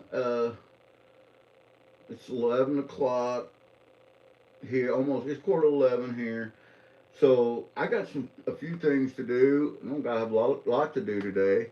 I had an early appointment. Went to my physician's appointment. I go twice a year. It's one of them things, government things. They make you go twice a year.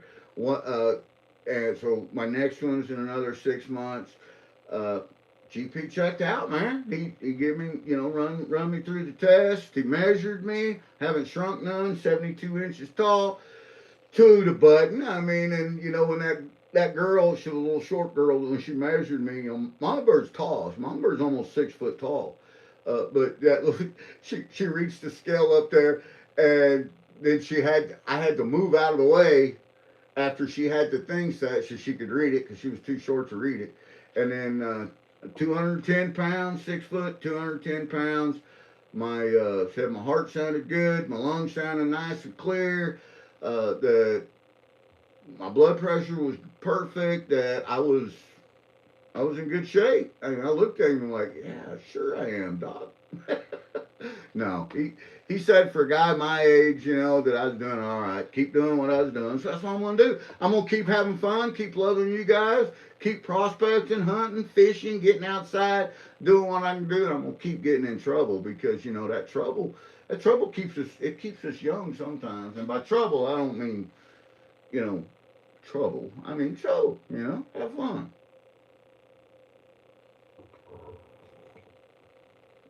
Rope inspection time. Every time, yep. We do. I do my personal ropes. I inspect them once a year, and then anytime I use them, I still inspect them. But at the fire station, you know, the rope logs and everything. We and I'm sure Otterman does everything identical, exactly. And I love that because now every fire department is doing things because of ISS. Every fire department does everything nationwide, and a lot of them around the world the exact same way. And when that first come out, I was a part of that. I helped write some of the ISS stuff that these firemen today are all across the world are having to take. IS 700, IS 100, IS 200. I had a part in writing all of them. And what that is when you take a firefighter, let's say from Missouri, and a firefighter from let's say Maine, which that's where Otterman is, that's where I am. Okay, the reason they did this, it was post 9/11, and the reason they come up with the ISS writings was that they realized that a fire service after New York and after the Pentagon and stuff, a fire department, emergency services in that area are ineffective. They needed rescue too. All the braves and the heroes that you know at the Twin Towers, they needed rescue. They went in there to do their job, and things went bad, and that it happens. No matter how much training you have, sometimes it's just out of our control, and we can't save people, and we put ourselves in danger. And a lot of times we end, you know, it becomes fatalities ourselves, just as that. However, because they realized that they started setting this up, and then they said, okay, well, this fire department here is certified and registered and all this stuff. If something happens in Kansas City or something happens in Chicago, we're going to bring you in from Missouri. You're going to be immediately dispatched from Missouri to go to Chicago to help with that disaster. That makes a lot of sense. So they said, but everyone has to be trained the same way because there was people that was still using 9 codes, J codes on the radio that didn't have proper radio etiquette, that you know didn't fold a hose the same way. They didn't triple lay a hose, or they didn't. Their couplings wasn't the same way. Whenever you know simple stuff that we do every day as firemen, that they did different, still effective. It just they did it different. Well, ISS said this guy is going to do it exactly like this guy. When that first come out and the NFPA came out with it and they sent all it to a bunch of us chiefs across the Midwest, I said, this will never happen. You know, there's no way we're going to get this local guy that's going to act like that big city guy did right there. Guess what? I was wrong. It works. It works 100%. It's the greatest system that they ever come up with.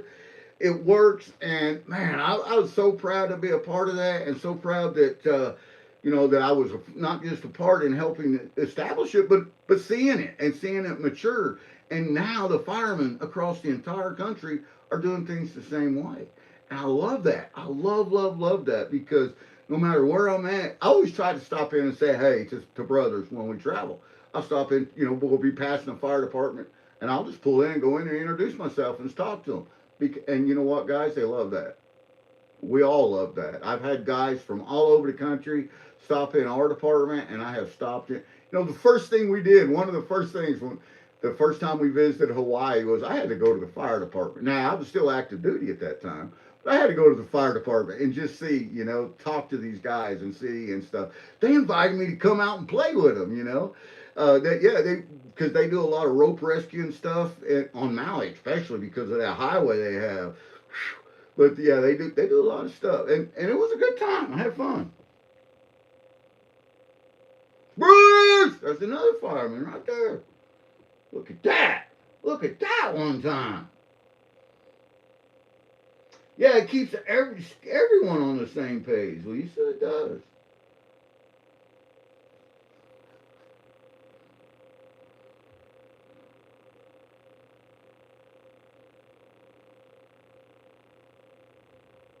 The one and only. Howdy, howdy. Welcome back, Kenneth. Glad to have you back in here, my friend. So, guys, we've been on here for, I don't know, right at 2 hours. Rob, hello, Rob. As always, man, I appreciate you. Thank you for all you do. And for those of you that don't know, hope Rob's got a birthday coming up February the 1st. I would like to get with Rob and set something special up for him. I know that me and Mama Bird are going to put a little something together and send it to Rob because, he's one of them guys we just clicked with. Me and Rob clicked, and I did a hobo challenge. If you guys haven't seen that video, go back in my videos and it's way back from like a year and a half ago. I did what they call like a hobo challenge, where I think it was Joseph Nosen challenged me to go out and try to do this, and it was you just take a cup and the stuff that a hobo has and try to find enough gold and pan enough gold to get supper with. Of course, with the gold prices up, it was real easy to do. When I did it, it wasn't that hard. And I went to the absolute hardest place in the world that we have to get to, but it's also the absolute best gold. This place, we go down there. If somebody comes and says, I'd like to pan gold, and they're in good shape and they can hike mountains, I'll take them there. But because I know they'll never go back. They'll never go back because, it's 2 hours to get there and 2.5 hours to get out of there, out of that mountain, walking, because it's one way in. It's national forest. You can only use pan, and you don't want to. First time I went, I took a 5-gallon bucket, and that's a no, man. You ain't bringing a 5-gallon bucket full of that black sand up out of this mountain. So, we downsized and started using 2-gallon buckets, and carrying a couple of them wasn't as bad getting up out of there, but yeah, it's a good time. Tim's birthday's February the 9th. Tim says he misses being a fireman. I don't miss being a fireman, but I miss the camaraderie of the firemen.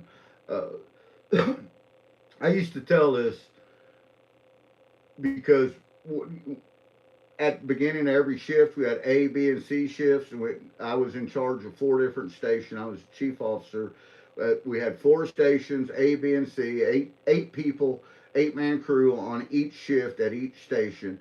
And we'd get together every time at the beginning of the shifts, or I would go see them, visit with the house captains, and see all the firemen, in each shift, because, my brothers, I love them, my brothers and sisters. I love each and every one of them, still do. But I'd go and talk to them. And one of the things that I'd always leave them was, guys, I don't want nothing bad to happen today. Nothing at all. Nothing bad's going to happen. There is not going to be any cause. That's what we're wishing for. We're hoping for that nothing happens. However, if it does, I hope we're there because we can make a difference. And that's the way I ended every one of my speeches with them. And that's the truth. I mean, that's the way I still feel today. I don't want anything ever bad to happen to anyone, because I've seen stuff that just, blow your mind, as I'm sure a lot of you guys have. But if something bad has to happen, if the atmosphere, the good Lord, whatever you want to call it, whoever you want to say it, says today's the day, this bad thing's going to happen to this place and these people, I can make a difference. Or there was a time that I could, and I wanted to be there, not because I wanted to see it, because I could help them, and I knew that. And that's what being a fireman for me was all about. Was you show up as a paramedic, because I did both. I did paramedic on the fire department with the fire department, but I was also a paramedic for the hospital and for an ambulance district, all at the same time. And I was, supervisor car on the paramedics. But as a paramedic, I'm going to tell you right now, I've seen a lot of crazy stuff as a paramedic, but EMS truly stands for earn money sleeping, because you spend a lot of time in a recliner. There was a lot of time that, because unless an ambulance is needed in this area, they don't tone you out. It's not an auto tone. You know, it depends on what the call was. So a lot of times, you know, there was a lot of times that my fire department would get called out on a fire, and I would be on duty as a paramedic, and I would be the paramedic that responded to that fire as standby. So I was wearing two hats. You know, I was out there as the chief, you know, and I had my radio and stuff on. But you know, if something bad would happen, the reason I was there because I was a medic. I was there to help people. You know, I wasn't there to fight fires, but I still helped control the fires. But I had people that could do that without me. You know, every one of my firemen were able to run a fire scene without me being there, and you know that's the great thing.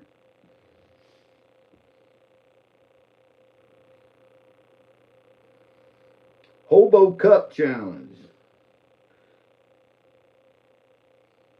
That links to Hobo Cup Challenge. There you go. Thank you, Rob. And you know, I, Rob was a subscriber of mine, and I was of his before that. I'm sure of it. But I think that's the first time me and him really started talking back and forth, and then we exchanged numbers. Uh, because you know, it's Hobo Rob, and I did the Hobo Cup thing, you know, and he had questions, so I gave him answers, but we just clicked, you know. He's one of them guys that he if I have to drive out there at some point, fly out there or whatever, just to meet him, I'm going to. I mean, but there's so many events that community events that go on. We are going to get together one of these days, and when I know it's going to happen, I'm going to tell Mama Bird make sure to take plenty of cash. We may need bail money, so just you know, we're going to have a good time. Let's put it that way.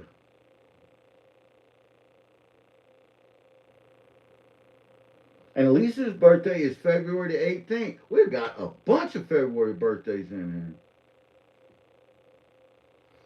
And here comes James coming in with February the 4th. And guys, James is a competitor. I'm going to tell you that man right there is a competitor. He is in the contest and he is going strong, man. He's doing good.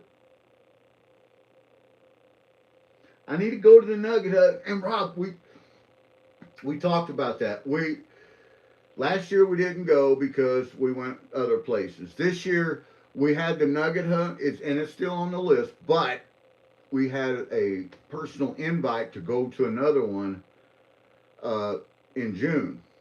The Nugget Hunt's in July, and I just can't do them both. I doubt we're going to make the Nugget Hunt this year. I'd love to. I would love to, but I just don't think we can pull it off. You know, you can only do so much. And Mom Burling, it has 3 weeks vacation. That's it every year, and we're going to take a week of it, and we're going to take like 3 days of it or four. We're going to be at Rose Nose Monkey Fest. We're going to take 3 or 4 days of it, and we're going to be in Michigan and Wisconsin. And she's going to take a couple days of it in April. That's what you need to come down here in April during Mama Bird's birthday bash and do some fishing, mushroom hunting, some prospecting, just hang out, kick back, and just enjoy the Ozarks the way they was meant to be enjoyed. Tim was born in '74. I can remember '74. That was a good year.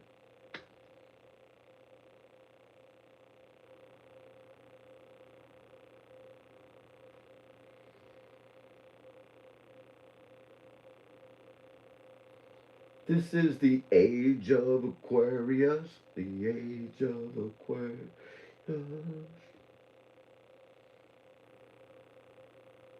Can't wait for my hug, bro, says Megan Dog.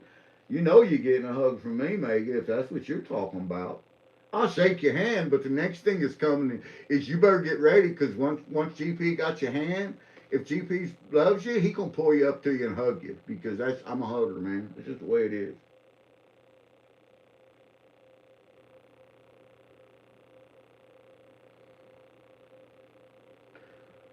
Fran and Dan coming in with 72. James at 82.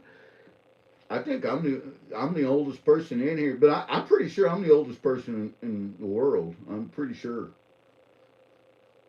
I mean, I used to not be. I used to not be the oldest person in the world, but you know, then the Chisel Dick and Moses and all them guys that you know they all finally died off, and they just left me here by myself.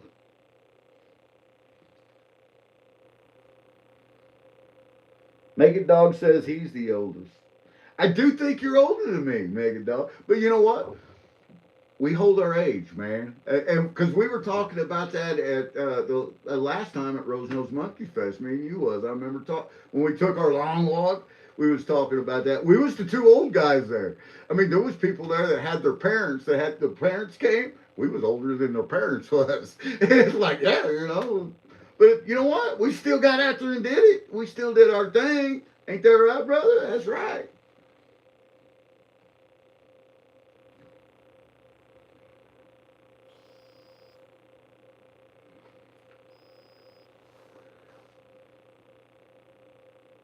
Jason coming in with he's the youngest. I don't think you're the youngest either. You ain't far behind me and Mega Dog, Jason.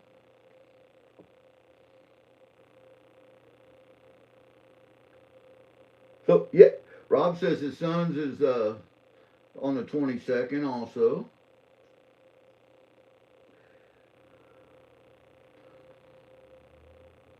You know, my I got a granddaughter whose birthday is tomorrow. We're supposed to go tonight and do a birthday uh, supper, lunch, something. I don't know. She's just a year old.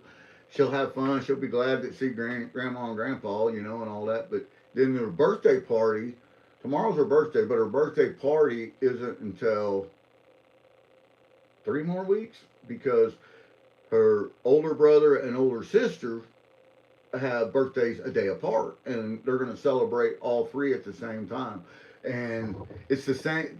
It's the sister to the grandson that we give the big 4-wheel drive 4x4 to.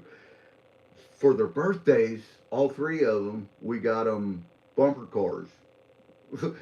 You get in the bumper cars and you drive them around, and they, you know, and they're big. They're like I don't know, 4 foot around or so, but they're on and off road, and you crash them into each other. They got 3-point harnesses.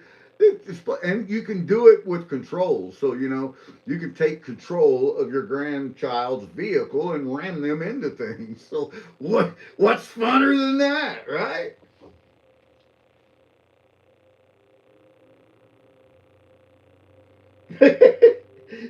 A roofing apartment above my head, says Make a Dog.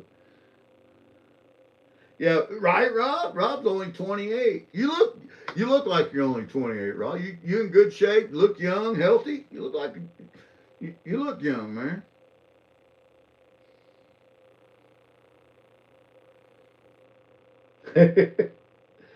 That's I'm just and I'm just a grown boy. That's it. I don't know what I'm gonna be when I grow up, but I'm just a grown boy still.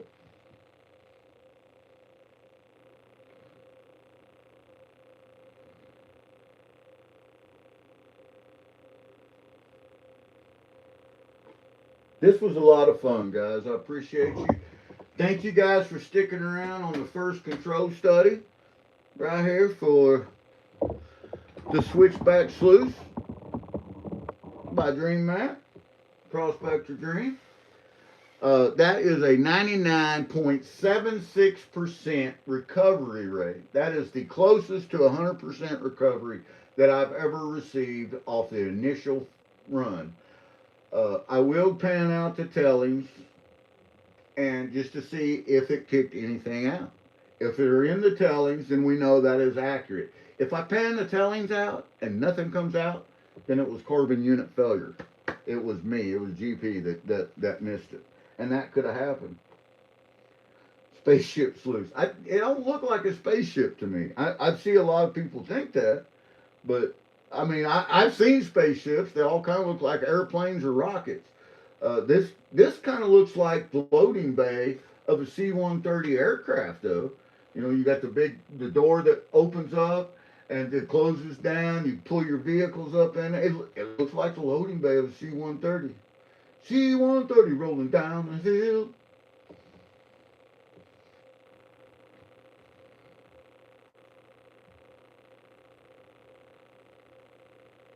Shuttlecraft. That it does. The NC-1701C shuttlecraft. That looks like that. You're right. I see that, Maniac. Yeah. Yeah, yeah. So that, yeah, it does kind of look like a shuttlecraft. And I just had a big thick piece. I got a bunch of this aluminum that my pal Priority Prospecting, Joe Wise, old Joe from Mo, he gave me a bunch of this stuff. He retired last year. He used to set up all the Dollar Generals across the country. He'd go to all of them, and he had a bunch of extra aluminum laying around. And he knew that I put stuff together and fabricated stuff, so he sent me some. And I fabricated the stand out of it. I like it. Uh, hint, hint, Miss Peterson. If you want to know, I'm just saying this would be a good add-on to add to this sluice. Everybody that's used it so far has used it in a huge tub, and I've got it down to a small tub by building that. Very the filters it, the pump's actually filtered the way that I built it. I got the wobble bolts on there so that it fits in really easy.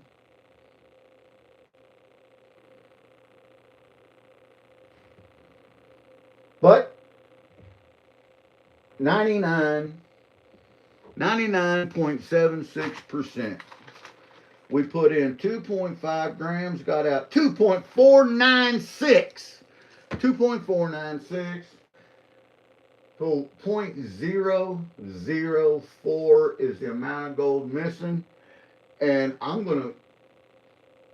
the next control study, if it's exactly the same numbers, then we know. If I find any gold in the tellings, then we know. If the next control study is better, we also know. It was carbon unit failure, it was GP. Uh, but so far, Shuttlecraft from the Oroville TV show. I don't guess I know what that is.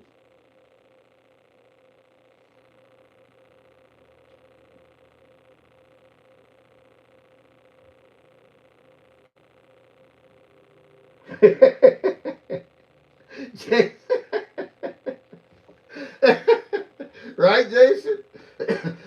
Jason coming in strong with a young gentleman. Size don't matter. It's how you use it. Oh wait, and the size of your pump. Ah, crap. Size does matter. He said. Right? Right? Now this is a big cleanup sluice compared to the other cleanup sluices, compared to a cleanup buddy, compared to all the other cleanup sluices. It takes a this is a big sluice, and there's a learning curve that I didn't watch any tutorials. I didn't read the instructions. I wanted to do it all on my own. I figured it out that there was so interactive. It's user interactive. You're sluicing and you're staying busy doing stuff. You're watching stuff. It's a lot of fun. It's not just productive. It's not just the best cleanup sluice that I've ever had to date, in my opinion. It is. I'm going to tell you right now, fun. And that's the key. For me, for just a hobbyist, for just somebody that loves to prospect and be outdoors, this is fun. And I can throw this in my truck. I can take it camping, set this up at the campsite, and then me use it, let other people use it, run it, take the tailings, run them down the Fire Gold Wizard cleanups, and just to make sure. And I'm going to do that. I got it sitting right there. I'm gonna run it down and just to see if I missed any gold or if this missed any gold. Because if it missed any, that'll catch it. The thing is you guys seen that catch every size, shape, and form of gold. I mean, a 1.6 gram nugget, a quarter gram picker. If I put that in the Flower Gold Wizard micro sluice, it's gonna go off the end. Big flakes of gold will go off the end. It is not designed to catch big gold. It's designed to catch tiny, tiny little micro gold. And for catching that tiny gold, I've never seen anything better. But we might have one that we can save the tailings up and we can try it. If it catches any, then we know we need to continue using it. If this catches all of it, like it did today, that's a sluice that we still pull out and use for fun. But you know what? It don't have to belong in the arsenal. So I'm going to talk to Mama Bird, and I'm going to do one more control study on this. But I think I'm going to pull the trigger on it and buy one of these, ready to go, and give it away. So one of you guys also can see how great it runs. I don't know if we're going to do it as a contest, if we'll do it as a giveaway, or if I just say, you know what, I would like to see that person have one of these and just mail them one. Because a lot of times we'll do that too. Jason says he thinks I need to send him the switchback so I can confirm your study. Yeah, and you know what? That's always possible, Jason. You never know, man.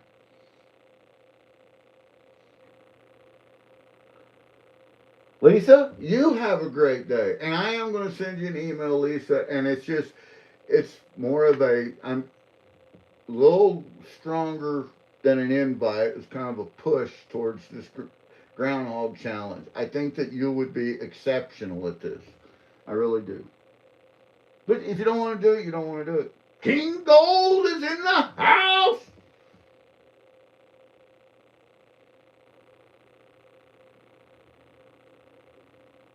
Maniacs dancing. No, no, he's gonna send it to me. So, and that's just it. Uh, I did look at the price of these, and they're well over $200. I, as you guys know, I'm a DreamMat affiliate. I do get a little bit of a discount. I know people that do get even more of a discount than me, but it's not about that. It's about I found something that I like. I found something that really works. I think it works, and I know for my material, for the Missouri Mountains material, that 90% black sand, heavy sands, classified down because we classify everything down to an eighth inch, classified down to an eighth. I love this piece of equipment. I love it. Last year, the number one sluice that I used last year that I fell in love with is Dirt Devil Detective sluice. I have that sluice set up in the other room right now, and I'm going to tell you that had up till today that had the absolute best capture rate out of any other sluice. I will still take Dirt Devil's Devil Cut sluice, what I call the Devil's Cut, every time we go to the river, just so that we can run both pieces of equipment side by side. It never hurts. And I'll always have the Fire Gold Wizard sluice with us at the river too to do cleanups. And there's some local guys I would love to see run this. I'd like to see Joe run this. Joe runs a lot of. He lives down there where we dig at, and he's because of the access, he's able to get more material than we are. So he sluices a lot more than this, and he finds a lot of gold down there. I'm not kidding you. And he's a great prospector. He found this spot, the best bucket that we dug last year. He found that spot and told me, he said, I think I found where the way this stuff's heading, it's coming from, GP. You need to take a walk with me and I'll show you. So he takes me up there. I panned and I panned and I panned and I panned, and I've never seen a single color in any of my test pans. We filled up 2 half buckets each, which made a full bucket of material. I brung that back home and sat on it until just last month. Me and Mama Bird, we finished that bucket. I'm gonna tell you, that's the best bucket we've ever had. That's the best gold. Joe was right. He found where that's coming from. I just that day guess I was having an off day. I never found a color, but I trusted him so much and his skill level that I went ahead and brung the material, went through the work to bring the material back with me that we panned out, and I'm glad I did because there was gold in it.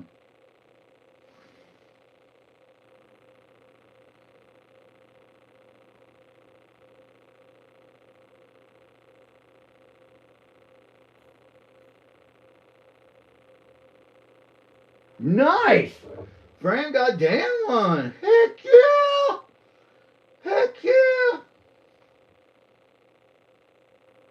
That is awesome, guys. Congratulations. Now, and you know what? I don't receive anything for the any of the Dream Mat stuff. I don't receive nothing for it, other than I do get to do some beta testing on some of the equipment. And you know what? That's awesome. That they'll send me something to test out. Get that to me, that's great. And the thing is just like I told them at the very beginning, if I don't like it and it's junk, then I'm gonna say I don't like it and it's junk. And you guys have seen me do that to different pieces of equipment and different sluices and different things that I've tried. There's been a lot of stuff that I've tried out once, and it's like, yeah, I don't ever want to do that again. That was the hardest thing I ever tried to do. Some of the matting systems out there I tried to clean out. It's like, I'm just going to throw it away. I know there's gold still in it, and I'm going to pitch it because I can't get it clean, and stuff. But this ain't it. This was they knocked it out of the park. They absolutely did. And I'm not saying that tomorrow somebody won't come up with something better, but right now, this is where it's at. I'm still drinking instant coffee. I have just a little drink of Goldgers left in my cup. And Kings, this is for you, brother. Mmm. Tastes like gold.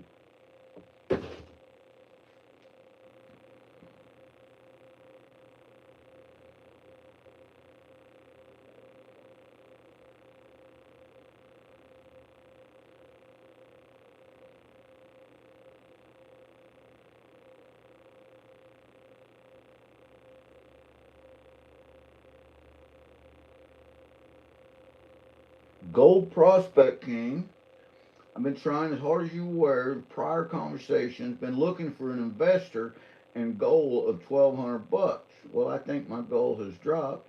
Now do maybe 750 or 850 between this machine, options plus battery.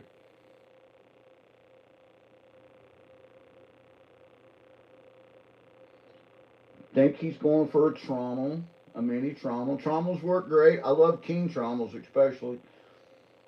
I don't like King's trommels clean out mats. King knows that. I've talked to him about it. I think their matting system is flawed. Not failed, but flawed. That's okay. I can think that everybody can, develop what they think. That's for the material that we run around here. A Goldie box. I have not used a Goldie box. I have heard of them, but I've not used one of them.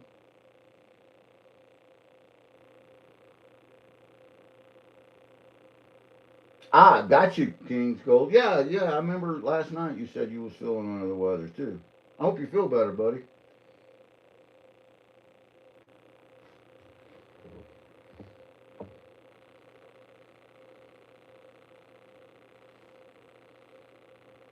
Night Nut provide me better pump battery was lifelong. And if you're out doing it and you're running the pumps and stuff, uh, definitely, this little battery here that I have. I run my high bankers on this. This right here is a little 18AH battery. I think I give I don't know 35, $40 for that. I've got three of them, but now it was on sale and I got it at Bass Pro. But that thing will run a 2,000 gallon per hour pump for about 6 hours, and that's straight running, not shutting it off for about 6 hours. This one will do it. Now this, if I drop the pump size down, because your pump's going to kill your battery. If I drop it down to a 1,500 gallon per hour pump, then I double my time. If I drop that to a 750 gallon per hour pump, I can run this thing for days. The 500 gallon per hour pump that I use on the cleanup buddy, whenever we use it, I can run that thing for weeks, never shutting off. I'm literally weeks. I mean, so yeah, that's the size of your battery and your pumps can make a huge difference.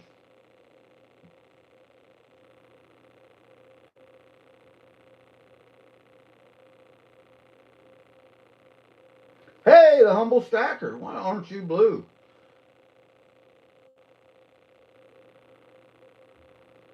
Boom, change that. I'm sure it's a YouTube thing because you have been blue. You absolutely have been.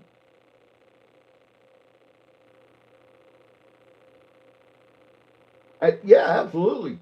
Gold Prospect King, we support each other. That's what the Gold Kingdom's all about. The Goldie Box is an all-in-one high banker dredge. Very cool. If you have a high banker, you can essentially have a dredge. If you All you got to do is get a dredge nozzle and use a Venturi effect with your pump. And any of your firemen out there know what the Venturi effect is, and you just dump everything right into your box with it.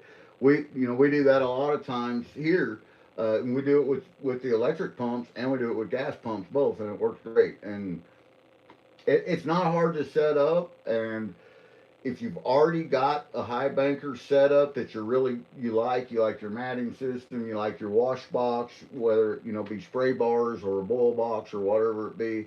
If you've got that set up and you like using it, you're just wanting to dredge material, depending on the size of hose that you're wanting to use, whether it's 1.5, a 2 inch, a 3 inch, a 4 inch, whatever, that's then you have to add that into your pump size.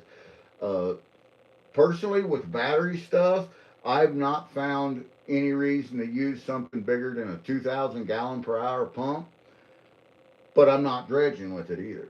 If I was dredging with it, I'd want a gas pump. Now, Hobo Rob last year bought a nice little transfer pump, a gas pump, cheap enough, and that little dude works good. I've watched him use it. I love that little thing.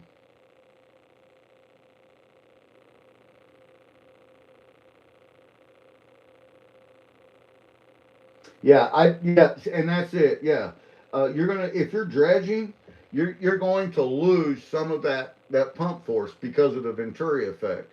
And what the Venturi effect essentially does is that is what is sucking the water from the pump into the machine. The Venturi is you straight line into it, and then it comes around and loops. And as that water sucks, I could probably show you better on a diagram. As that water sucks up through, the, you have another hose that turns like this, okay? And this is your suction tube. And you can have a hose hooked up to it and you can suck rocks with it. But as the water is forced going this way, that venturi is pulling everything up. And because you have water squirting in here, it causes this to suck. And that's the same way we draft as a fireman. We draft water out of ponds and rivers and lakes, mud puddles, wherever we get swimming pools, wherever we can get water from, we can draft it using the Venturi effect. And if you apply them same principles to prospecting, it works really good. And it does come with a dredge. It's a 2 inch hose for a Goldie box, and it does come with a dredging hose and a dampener. I would say you're going to need at least a 3,500 gallon per hour pump on there. That's just from past experiences on trying it different ways. I think that's a bare minimum. If you get a little bigger pump, then you don't have to run it full blast. That's going to, battery size. If you're doing it all by battery, keep it lightweight. I love these little batteries. Instead, this will do everything. Actually, it lasts twice as long as the carburetor will, but it weighs 2 pounds compared to a 60-pound car battery. So hiking in someplace, it's much more good. But they make big ones. This one here is just 18 AH. You can get that in a 40 AH or a 100 AH that will last way longer and run way much more. But you're talking way more money too.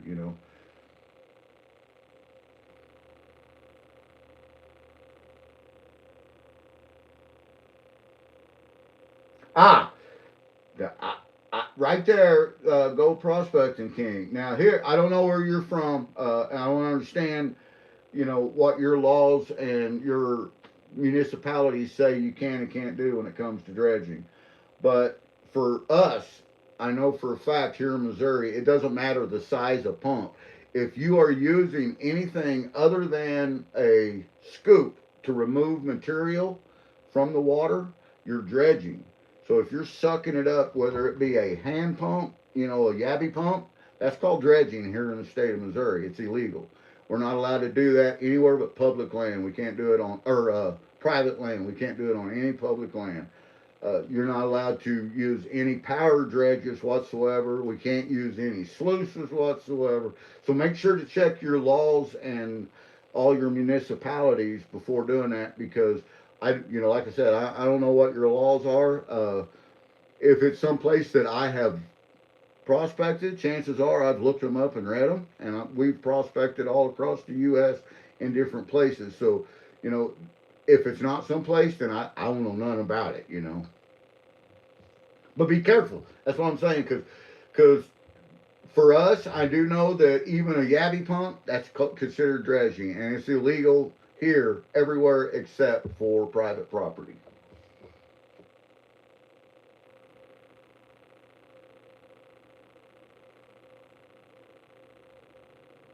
Yeah, that's what I was saying, Rob. That little Amazon pump that you bought, man, I like it. I'm gonna get me one of them too. Hey Joe, what's going on? Priority prospecting. King's King's Gold says laws. Hmm. Joe's he's a Missourian. He knows what I'm talking about. There's some places down there where we've been prospecting at that. Oh my God, I would love just to get my yabby pump in there one time, and just yabby it. But it's illegal, and I try to do things the legal way, walk the straight and narrow. I chose that path a long time ago.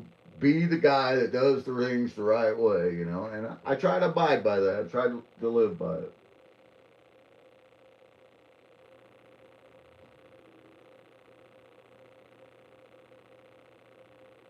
Yeah, that's right, Rob. You're exactly right. It's mechanical. A pump is a pump is a pump. New Hampshire, and I do know some prospectors in New Hampshire. I know several of them actually, personally, and as I'm aware and research, most areas are free roaming open waters like fishermen, unless it's private land. It is own information. And I do know that New Hampshire has completely different laws than Maine does, because I've been to both, and I do know that Maine has certain times of the year that you can use dredges, and New Hampshire, where like where they're having a spring rendezvous at April 15th through 17th this year, Bath, New Hampshire, uh, put on by a Nutmeg Prospector. they are You are allowed to dredge in parts of it there. But there's parts that you can't either. Plus, you have to have permits. You have to get your dredging permit. Same way with Maine. We have dredged. I have dredged in Maine before, but I had to have a permit to do it. It's free. It was just a matter of registering, writing your information down. That way, if you tore stuff up, left the land, unreclamated and stuff, they knew who you was.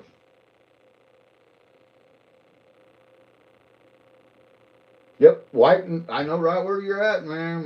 White Mountain National Forest, and you're right. It is a free permit, just like I was saying.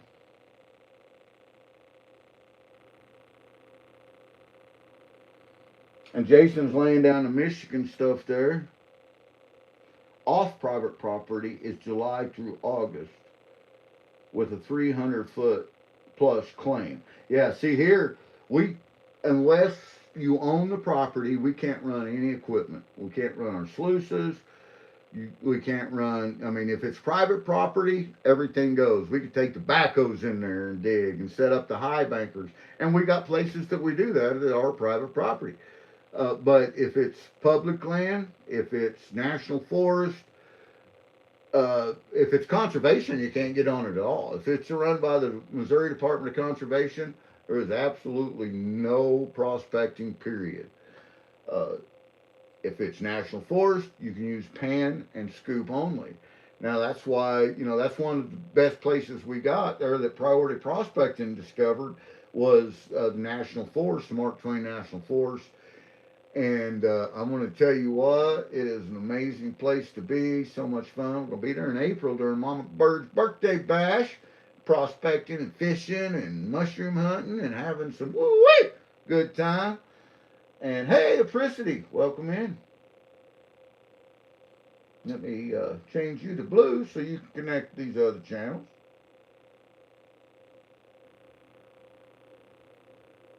But yeah, we're only allowed to use a scoop and a pan there. Now back at our campsite, because if you have a campsite that you have paid for or have registered for, even if it's a free site but you had to fill something out, they consider that your dwelling. So that is your home and you're allowed to run your equipment at your dwelling as long as you know you're abiding by the campsite rules, the landlord's rules. And the rules is you just don't make a bunch of mess. If you bring it, take it back out with you, pretty much. So that's what we do. We fill buckets up with concentrates out of the river. We bring them back and we take bucket samples and run them in the evening time. We do a lot of fish meat. We have a lot of fun, man. We have fun. That's what we do. We go down there and have fun. Ain't that right, Joe? We have fun, man.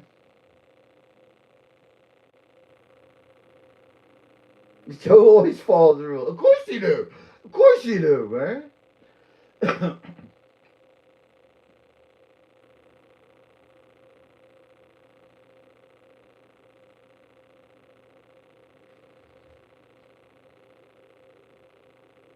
Yeah, I'd never give anyone advice on what they can do in the state that they're in. I never give them hints. I tell them, every one of them, always check your local laws and municipalities, because state and federal, because they are a lot of times are two different things. Check them. Never take anyone else's word for it. If someone else says, yeah, you can do that, don't take their word for it. Check it, verify it, make sure. If you have a question and you can't find it online, it's real easy to call these people. They'll answer the phone if you call them and just ask them. And that's what I've done here in the state of Missouri. I've done that in Maine. I've done that in other places. I intend on doing it in Wisconsin and Michigan too. And I know, I go, Jason E. Miner. I trust him explicitly. I know he knows every law, every rule there is. And when we go up there in June and we do some prospecting in June up there. I'm going to fall on him, his advice. Even if he ain't able to meet up with us or whatever, I'm still going to be like, hey man, can I do this? Is this legal? Because he knows, and that's the best thing to do is to always check your local laws, municipalities, make sure what you're doing is within the law. No gray areas. Stay away from gray areas. Gray areas can be a bad thing. They can be a dark place. Google is full, but that's right. DNR.org. Yep. Yes, Joe, we need to hit that other spot out there. And you know what?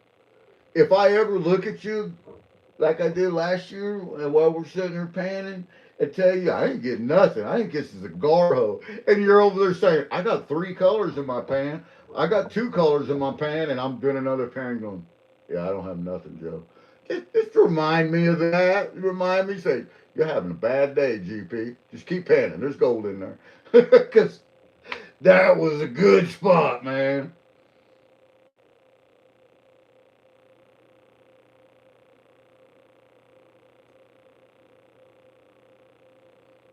Guys, I'm gonna get out of here. It's 11:30. I've been on here over 2 hours. Uh, Mama Bird will be home in another 3 hours or so.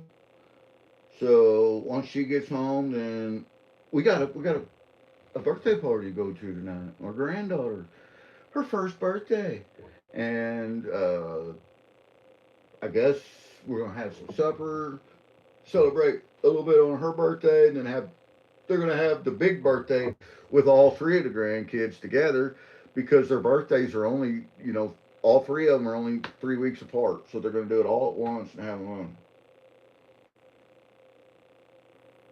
I appreciate each and every one of you coming in here. Thank you guys. Don't forget, be on Mama Bird's channel Monday night. You won't miss it. Uh, Maybe Otterman's going to be there. Maybe panning out floor sweeping. They're headed his way. I know I sent them to him. We're going to be talking more. Regardless, we're going to be talking more about the groundhog challenge. Might show a few clips or videos that different people have done or that we have done. We are going to do the groundhog challenge, me and Moliver, since that was my challenge and I came up with it. We are going to do it. We're just not going to participate. So, because we're not going to win our own prize, we're giving away free gold. You guys are going to get that gold. What we done was just took out, about 3 grams of gold and decided we're going to give this away in February for the groundhog challenge. So everybody that goes through it, participates, that goes through all the rules that was read off last night by me, that follows all them rules, the 10 people that are chosen to do the challenge, they're going to automatically get a tenth of a gram of gold. Then first, second, and third prizes are going to get another bag of gold plus some amazing other prizes that has something to do with the Groundhog Day. And we got 6 more players on the game board that are also going to be receiving a tenth of a gram of gold, and they're going to receive first, second, and third place prizes for their participation into the game. It's going to be a good time. It's going to be fun. Love you guys. Be safe. Uh, I know Lisa already left. I got to email Lisa. I'm going to be hollering at Jason too here in a little bit, letting him know a little bit more. I think it's the first time Jason heard about us coming up that way in June.